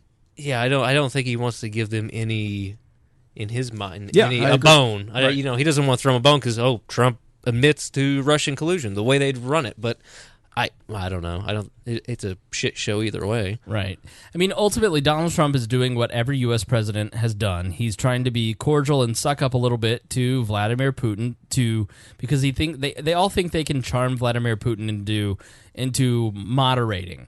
And that's just not the case. I looked into his soul with Bush or the reset button, or I'll have more flexibility. That's what he should have brought. Right. He should have brought a reset button. Now this was far beyond the pale of any of those things. Like there's degrees. It's not equivalency. But the other problem is the false equivalency of the American government is not morally equal with the Russian government. The Russian government is a dictatorship run by Putin, and it's a very nice dictatorship. Mm-hmm. Like, of all the dictatorships over the last 150 years, not one that you choose that one if you I'd go for Pinochet. You just love helicopters. I do. So I actually started GoFundMe. trying to get a Tad helicopter. I'm going to throw liberals from it. So, but it is a dictatorship. You have no freedom to vote. You have no freedom of speech. You have no freedom of press. You have limited freedom of religion. Like it is like you could not have this podcast in Russia. Like we could not do this podcast where I criticize Vladimir Putin the way that I criticize Donald Trump. You know, so there is no moral equivalency in many ways between the United States and America, and to protect his ego, Donald Trump continually makes some sort of equivalency between him and North Korea and Vladimir Putin and Rodrigo Duterte in the Philippines, who is another one of these strong men. Oh, I like him. Yeah, I mean, so he is. There was an article in Foreign Policy, Trump's unrequited love for Vladimir Putin. It's in the show notes, and it kind of is asking the question of like, why does Donald Trump love Vladimir Putin? And it lays out sort of an interesting psychological parallel between his dad and some of these strong guys. So he's let's see here. He wrote the book John Quincy Adams' Militant Spirit, James Traub. So he wrote, "We know, of course, that Trump is deeply drawn to dictators of all kinds, including outright maniacs like Philippines' Rodrigo Duterte. That's no mystery. Trump admires strength, despises weakness, and regards all impediments to fulfillment of his desires, including the law, as unjust. He ran his company like they run their countries. What's more, Trump sees his alleged ability to forge a working relationship with the meanest hombres, whether North Korean leader Un or Putin, as the ultimate proof of his own strength. He could do what none of his predecessors could do because he's tougher. Putin is the brightest star in that twinkly constellation. He's the most powerful of them. He runs the biggest country with the biggest military. He has the balls to stand up to the United States, and Trump's respect for cojones greatly exceeds his patriotism. Many of the dictators, like Turkey's Erdogan, are Puritans with modest wives trailing in the background. Putin, however, is said to have dumped his wife for a gymnast 30 years his junior, which is kind of a move Trump respects. Above all, Putin understands, as Trump does, that a strong man shapes his own reality. Many of the American people stubbornly refuse to believe what Donald Trump wants them to believe. He's dogged by fake news. Putin is not. The Kremlin writes the news, and the Russian people absorb it. He's a leader, as Trump told Joe Scarborough. The only attribute Trump has ever admired is the toughness required to win a fight. All his life, he looked up to men who fought and won. That begins with his father, Fred, whom he described to a biographer as a very difficult man who would never let anything go, and whose own highest term of praise was killer. The insignificant role that Trump's mother, Mary Ann, plays in his own accounts of his life may help explain the radically unbalanced personality. Trump then transfers his affections to Theodore Dobias, a World War II veteran and brutal drill sergeant at the New York Military Academy. As a young businessman, he attached himself to Roy Cohn, the unscrupulous fixer. Trump owns everyone, or thinks he does, save the man stronger than himself. That man is Vladimir Putin, who has risen to the top in a world incomparably more brutal than any Trump himself has known. He has taken what he wanted through force and guile. Perhaps Trump really does accept that Putin interfered in the 2016 elections. But what he can't reveal is that he only admires the Russian leader for all the more of his audacity. Trump looks at the leaders of countries he's told are America's allies, and he sees powerful people meekly submitting to rules. Vladimir Putin laughs at rules. How can Trump not respect and envy and defer to this man? Perhaps the word love has no place in Trump's emotional vocabulary, at least for people who have not sprung from his loins. But if he could not love anyone, would it not be Putin? I think that just like nails it. Like, to me, that makes so much sense because, and I've seen this in successful men, they really only respect people who are more successful than them. Mm-hmm. Oh yeah, yeah. You know, I mean, and especially growing up and building the business in New York, he was always shunned by the New York elite, right? And that was his biggest thing, was to get back at him. Yep.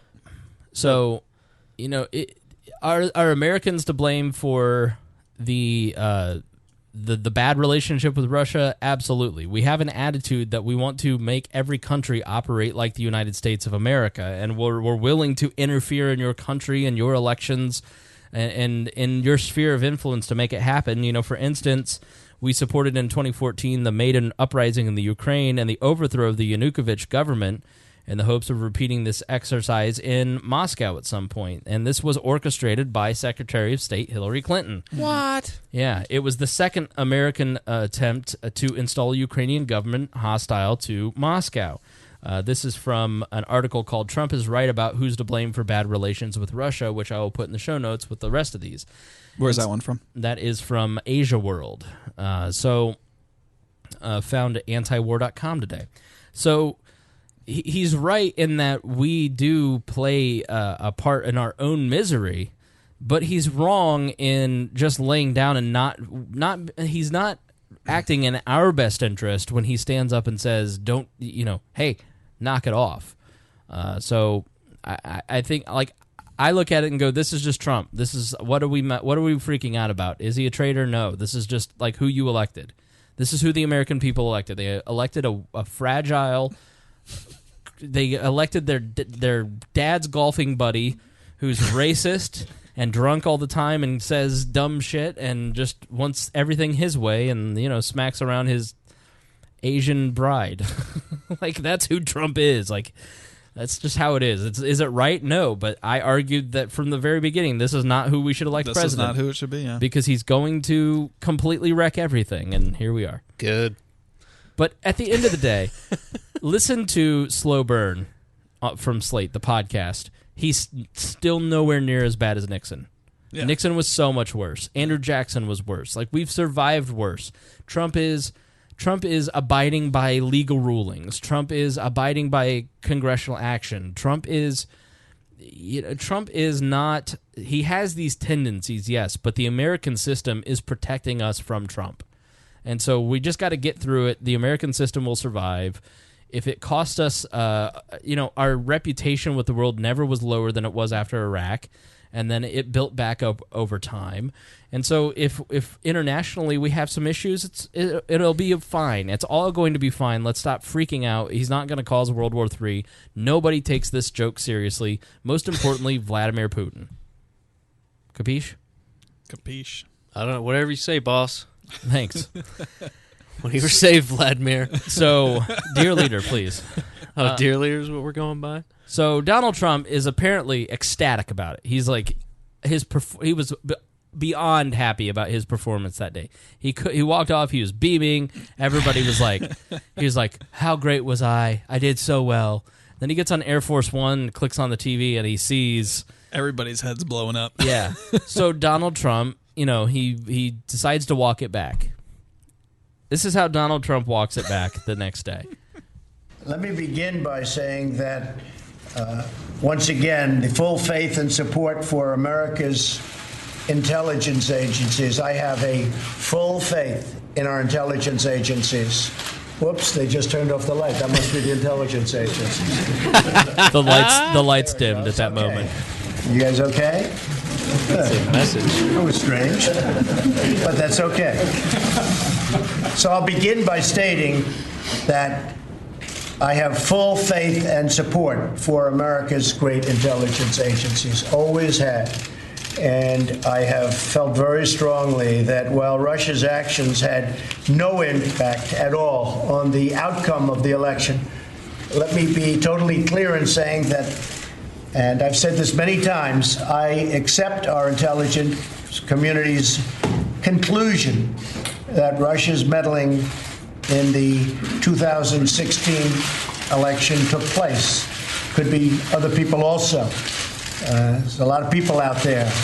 China? There was no collusion. A lot of people have come out strongly on that.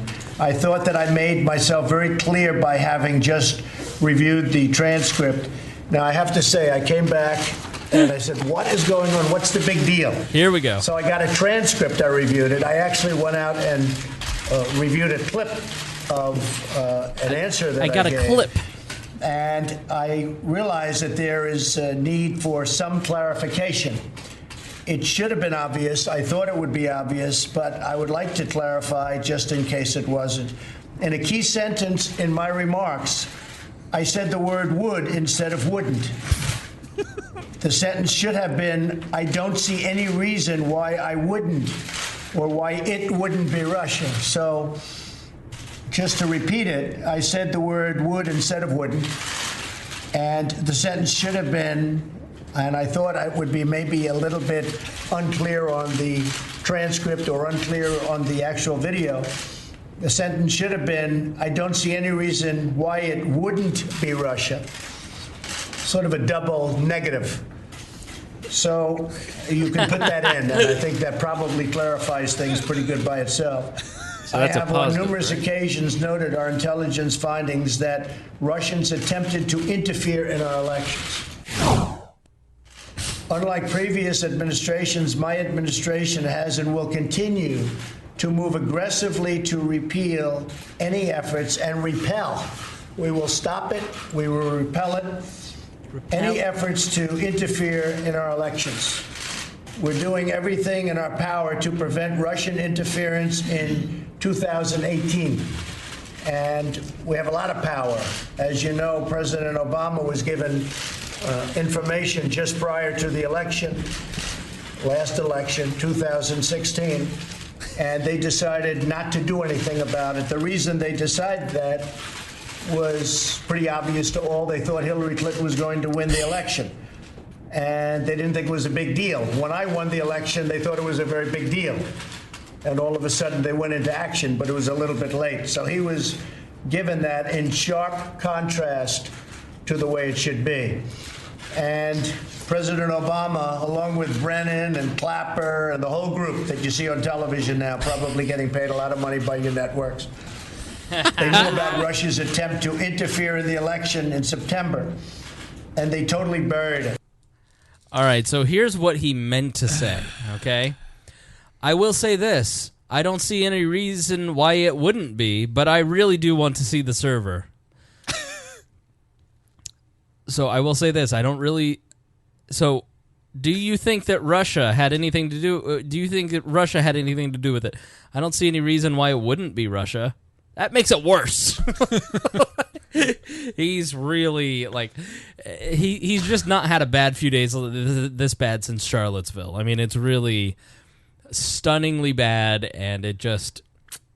He's just... I have a theory why he's off his game. Why? Well, you know his Secret Service agent died, right? No, what happened? Yeah, while he was in golfing, and where was he at? Scotland? Yeah. Scotland. Yeah. Guy had a heart attack. You remember who also had a heart attack? Yeah, every Russian journalist that's died. Andrew Breitbart. Oh, hit him with the old CIA gun. Uh-oh. I tell you what. So Trump, he was off his game because, you know, they tried to hit him. Oh, maybe is he the food taster? I don't know. But it's a little sketchy. So the deep state's coming after him. I'm telling you what. So yeah, the would or the wouldn't make any difference at all. It would make a difference. It wouldn't. See, that's where would or wouldn't make a difference. If I don't know why he came out and even said that. Like, why apologize or try to clarify it? Right. It's an un-Trumpian thing to do. So let's see. So they've changed the headline, but this is, you know... so here's the original headline from the New York Times that I got an alert today.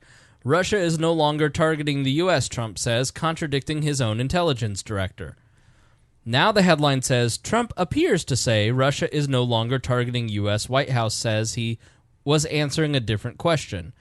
And so if you watch the video, and I've got the audio here, it's at the very end of the cabinet meeting. It's 58 minutes into it. At the very end, and you hear, this is the end of every press conference, cabinet meeting thing now, is Sarah Huckabee Sanders screaming like a mad woman to get everyone out of the boardroom. And then Donald, you know, takes questions, and this is when he gets himself into trouble, is when he does stuff like this. And so, you know, he's basically saying, you're welcome. You're welcome. No, no, no. Like, basically, like, I'm not answering questions. Move along. But this new tactic, it's not necessarily new, but it's really, like, ratcheted up, thanks to Jim Acosta, of shouting questions at the president at inappropriate times when he's never going to answer. They're doing it more because of things like this, is because it works. So here we go. This is what happened today. as he walked back the walk back of his walk back.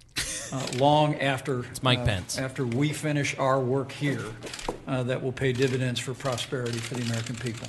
I think so, Mike. I do think so. Thank you all very much. Appreciate it. Press, Thank make you. your way out. Is Russia still Thank you very make your much. way out? Get out. Is Russia still targeting the U.S., Mr. President? Thank you Press, very let's much, go. ma'am. Make your way out. No, you don't believe that to be the case? Let's go. We're finished here. Press, let's go.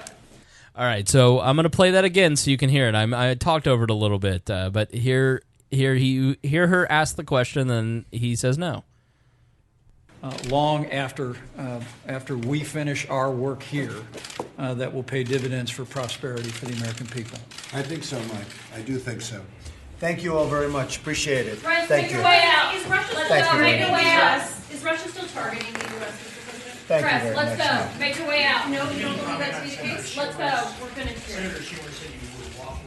Press, let's go. Thank you very much, everybody. Make your way out. Can you just We're clear doing very we're well. moving. Let me tell Let's you, we go. are doing Please, very please well, move. and we're Oh, doing shit. very Oh, shit. Oh, well, probably as well as anybody has ever done with Russia. And there's been no president ever as tough as I have been on Russia. All you have to do is look at the numbers, look at what we've done, look at sanctions, look at ambassadors not there, look, unfortunately, at what happened in Syria recently. And I think President Putin knows that better than anybody, certainly a lot better than the media. He understands it, and he's not happy about it. And he shouldn't be happy about it, because there's never been a president as tough on Russia as I have been. Okay, thank you very much. Thank you. Do you believe people are getting us? Let's go. We're finished here. Let's go. Make your way out. she it's like she's calling pigs back on the Arkansas farm as a kid. Like, so now, was he saying no to the question? Like, is there a video of this? yeah. Or what? All right. So I don't know. Let me show you the video. Okay. Let me see what you guys think, because my read on it was he wasn't exactly saying no to this, but let me see what you guys think of this. Let me play this video here. All right. So let's see. I'm not getting any audio, so this is great. Here we go. Press, let's go. Make your way out. No, you don't believe that to be the case? Let's go. We're finished here. Press, let's go. Targeting the U.S. Is Russia still targeting the U.S., Mr. President? Press, let's go. Make your way out. No, you don't believe that to be the case? Let's go. We're finished here. Press, let's go. Thank you very much, everybody. Make your way out. So now rewatching it looks like he says no to her, but it's they're still blowing that up like it's a big deal. Like he legitimately made a policy statement, and I totally fell for it. Like I get I'm like, I read it and then I go read the story, and I'm like, what is this madman thinking? Like, your 2-hour meeting cured all the relations, the issues, but then you watch the video and you're like, oh, the story and the headline are completely different than what the reality of it was. Yeah, that was. You are fake news. Yeah, that was definitely fake news. 100% fake news. So. Oh man, do you hear my knees? Yeah, that was cute. You're ricketier than Joe Rickenbacker. Yeah. I feel like we just ran out of steam, like all. I know, my knees just took the steam out. I didn't know where that was going. Right, I know. Well, I need to make chicken because I haven't eaten in several hours, anyways. But so we should probably start wrapping this up. So let's give her final thoughts on all this. Let's start with Matt. Well, it's a sideshow, and it's so unfortunate, and it's not going to get any better. And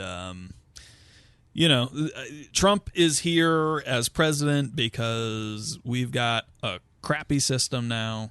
He knew how to, whatever his motivation for becoming president, like, it happened. Right.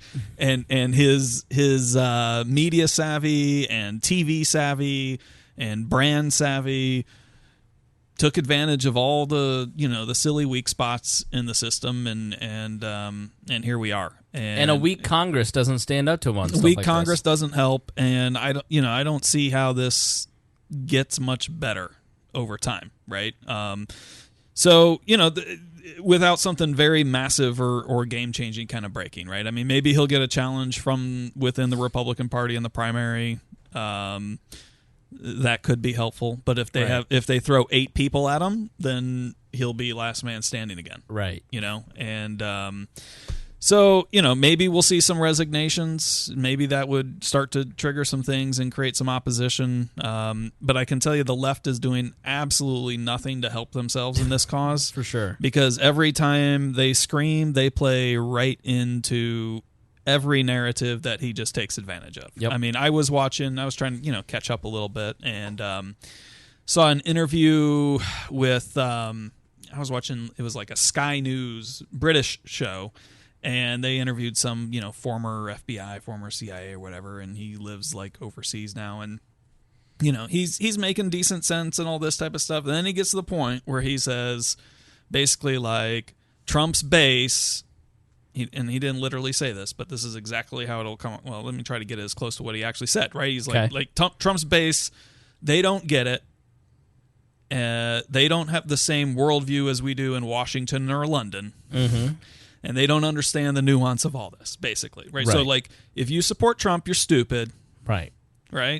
We're all smarter than you. Mm-hmm. And that's going to play, and that absolute attitude, even, with the best of intentions, is going to play right in completely to every single narrative. And between that and just watching Facebook, I still don't understand how the coasts, more or less, and I'm generalizing here, like, they don't get it. Yeah. No one on the coast gets it. Like, I worked with lots of people out east and I, friends on the Facebook. I don't talk politics with them or whatever, but, they're all, Donald Trump. And I understand why they would be, right? I don't like Donald Trump either. But, like, everything they say about it, like, just plays into, like, if you support him, you're a dummy and you're not as... They just can't control themselves. They can't. And in so many ways, so many of these hyperventilating people are just as irrational and impulsive as Donald Trump. Yeah.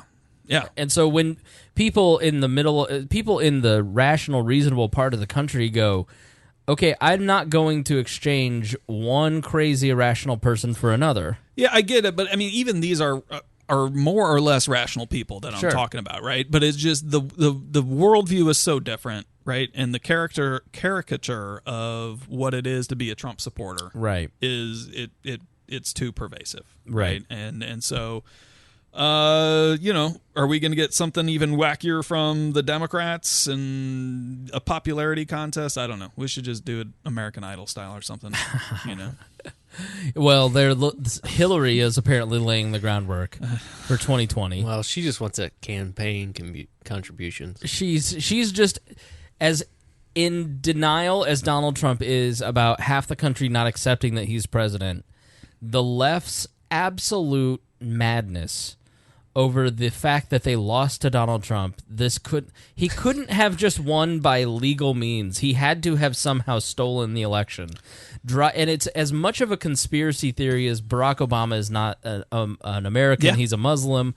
Like, it's just a flat out conspiracy. You could be both, right? Like, there are people like Jonathan Chait in the New Yorker, or I think it was New York Magazine, wrote an 8,000 word piece about how Donald Trump could have colluded with Russia to steal and it just gets to that he was since 1987 an asset of Russia, and he's just the idea that Donald Trump, but the idea that Donald Trump has somehow some sort of Russian asset being controlled by Vladimir Putin is a conspiracy theory.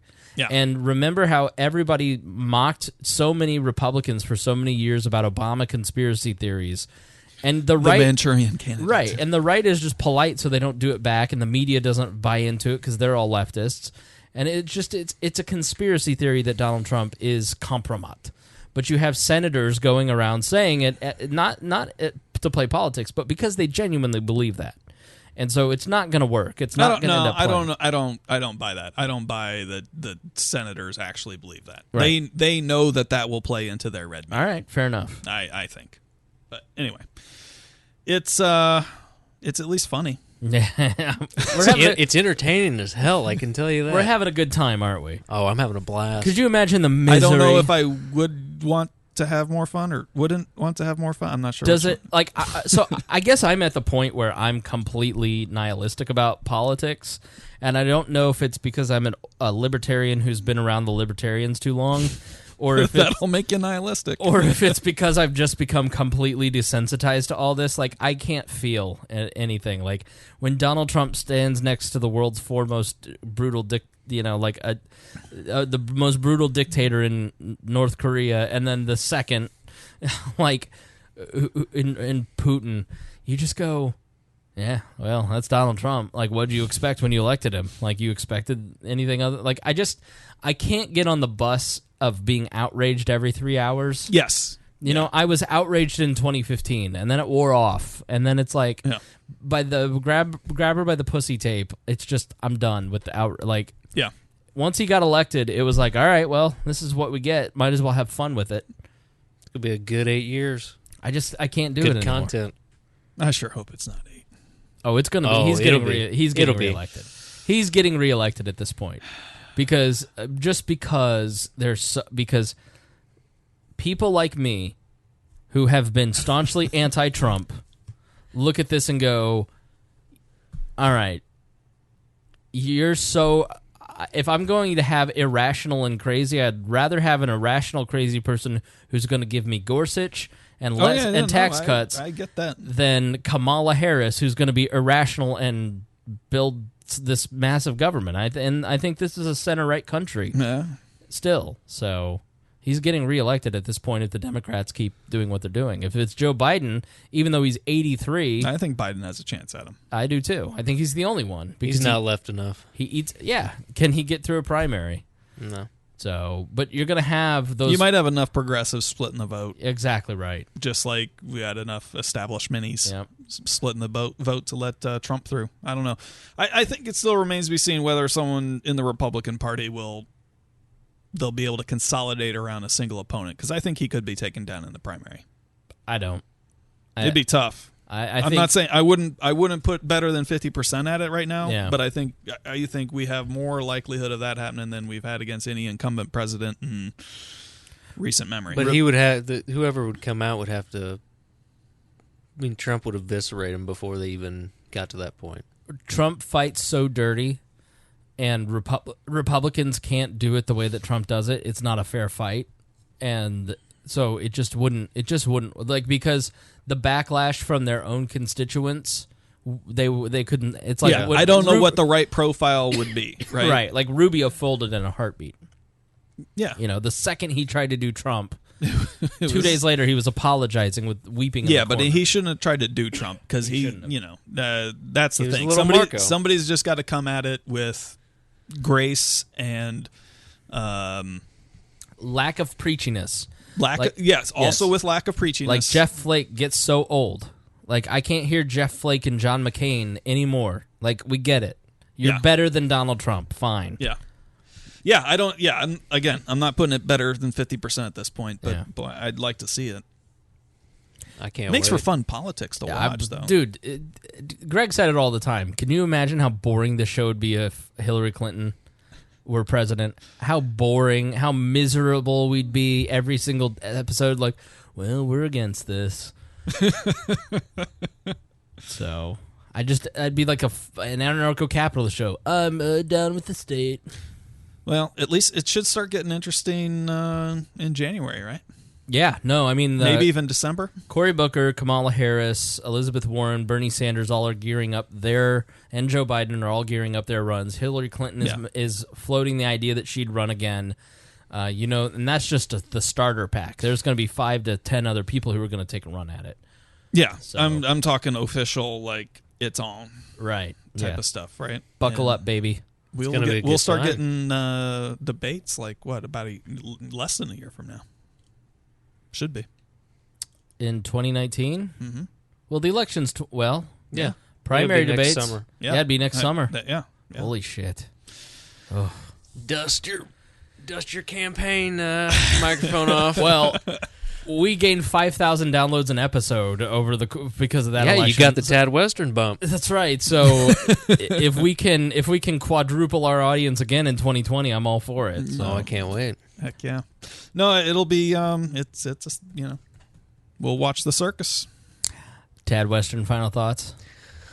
I think this is all going to blow over. I mean, I don't think it's a good look right now for Trump, obviously, but I think the whole idea in his mind is that he wants to get along with Russia and North Korea because they are nuclear power. Well, I mean, North Korea technically isn't, but to get along would probably be a pretty good thing. And in my mind, it would be. I mean, just kind of normalize things. I mean, obviously they are pretty much a elected dictatorship, but I like that he's willing to talk to people that the traditional foreign policy establishment has not been willing to talk to in a constructive way. I agree. And I think that there's a lot of risk to it, but at the end of the day, he's willing to sit down and have a conversation with these people in a non-structured way that is probably more productive than whatever way Hillary Clinton would have approached Well, there it. would have been like 4 weeks of pre-negotiations, and you're allowed to say these sentences and not those. Yeah, I mean, even if it just gets us on the same page in Syria, I mean,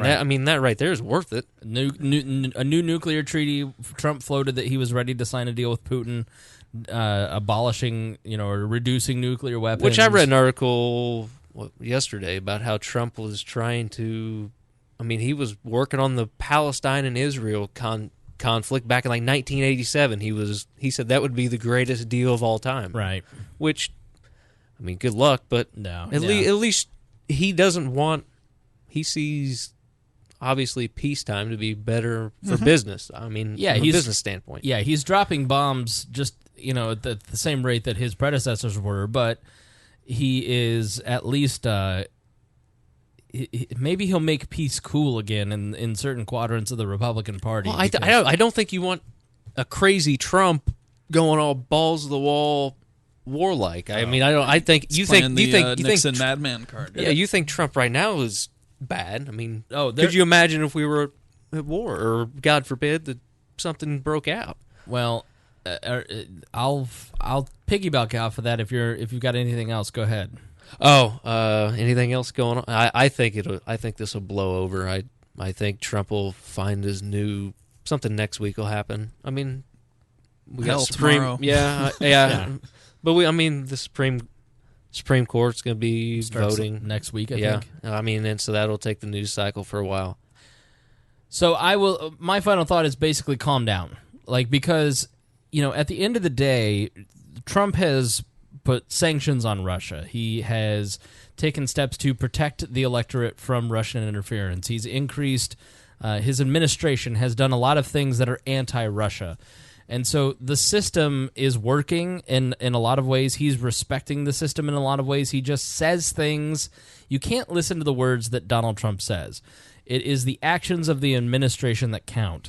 And the administration actions don't get covered like the words, because the words are fun to debate and argue, and they get clicks, and they make people like me click on push notifications, and that's what the New York Times sells. But the reality is that things are much less heated than you think they are. If you pay attention, if you just do some, spend 2 hours a weekend reading. If you go to the source and the substance and just kind of look at that and make your own opinion. Because I never heard I had never read the articles about what people were saying about it, or the headlines. I don't read the damn news.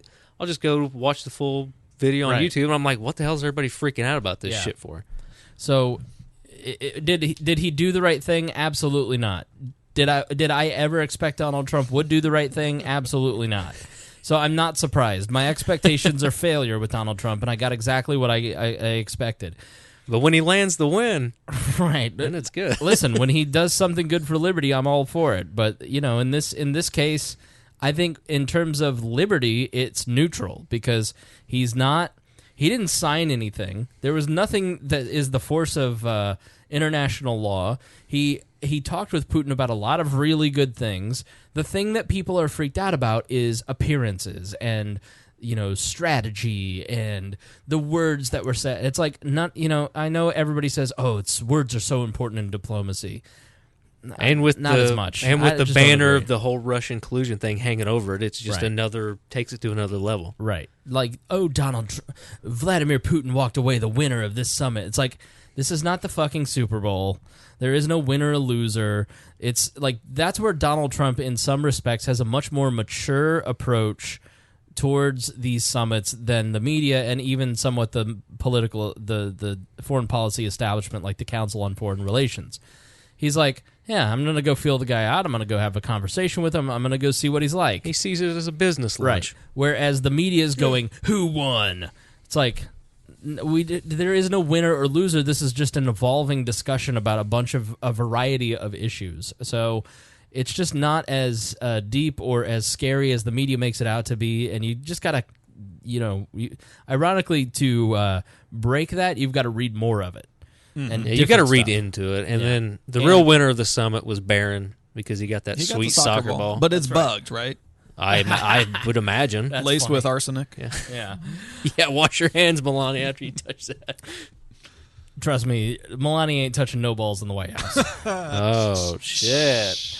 All right, thanks for listening to this episode of We Are Libertarians. Thanks to our $100 a month subscribers in Jason Doolittle, Christy Avery, Craig DaCosta, and Brandon Luke. Love you guys. Love all of our patrons. You guys make all of this possible, and we appreciate it so much. I tentatively have another episode scheduled for tomorrow, so you're getting 4 this week because you will get none next week when I am in Podcast Movement.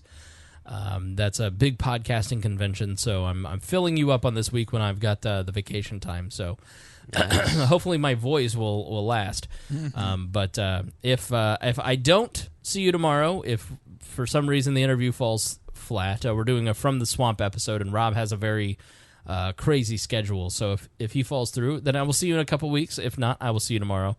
Love you guys a long time, and please, any comments, send them to editor@wearelibertarians.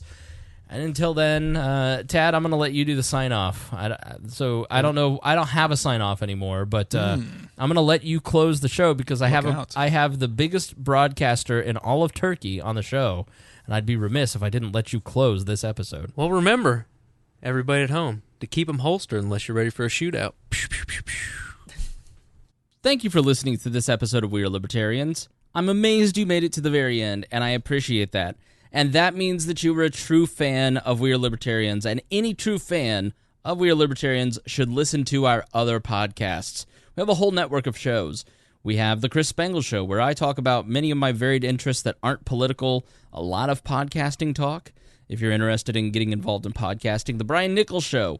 Brian talks to a lot of different folks from the left, the right, the center, the libertarian movement. If you love Weird Libertarians, you will love The Brian Nichols Show. The Boss Hog of Liberty. The Boss Hog has basically created a media empire in his small town and has taken over, along with his co-host Dakota Davis. I think it's really interesting to see how they've built a media network, and I encourage you to do the same.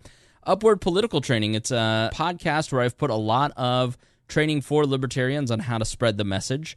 The Cost. This is a podcast where we break down the human costs of government policy, so be sure to check that out. Raw Audio Politics, where basically I take unedited speeches and interviews and stuff that I want to listen to, and I put it in a podcast feed for you. Miranda's World. Miranda is one of the craziest human beings in a good way that I've ever met. She's so entertaining and so much fun, and I think you will love that. And who could not listen to Tad Talk? Tad Western brings you the rootinest, tootinest good time this side of the Mississippi. So be sure to check that out. He's one of the funniest human beings that I know. And if you are chubby and you need to get in shape, then you can't outrun the fork with Brett Bittner, where he talks about keto. Yes, I gave Brett Bittner a show. And you can check out a bunch of other podcasts at libertarianpodcasts.com. I have put together all of my favorite libertarian podcasts up there at libertarianpodcast.com, including our friends Lions of Liberty, The Lava Flow, the Johnny Rocket Launchpad, the Scott Horton Show is one that I definitely think you should be listening to. So go check that out. Lots of great libertarian podcasts out there. You may not know where to start. Start there. And we've also got a comprehensive list of all the libertarian podcasts I can find. Thank you for listening, and if you love We Are Libertarians, please check out all of our shows at wearelibertarians.com. Thank you for listening to the We Are Libertarians Network. Get our other shows at wearelibertarians.com.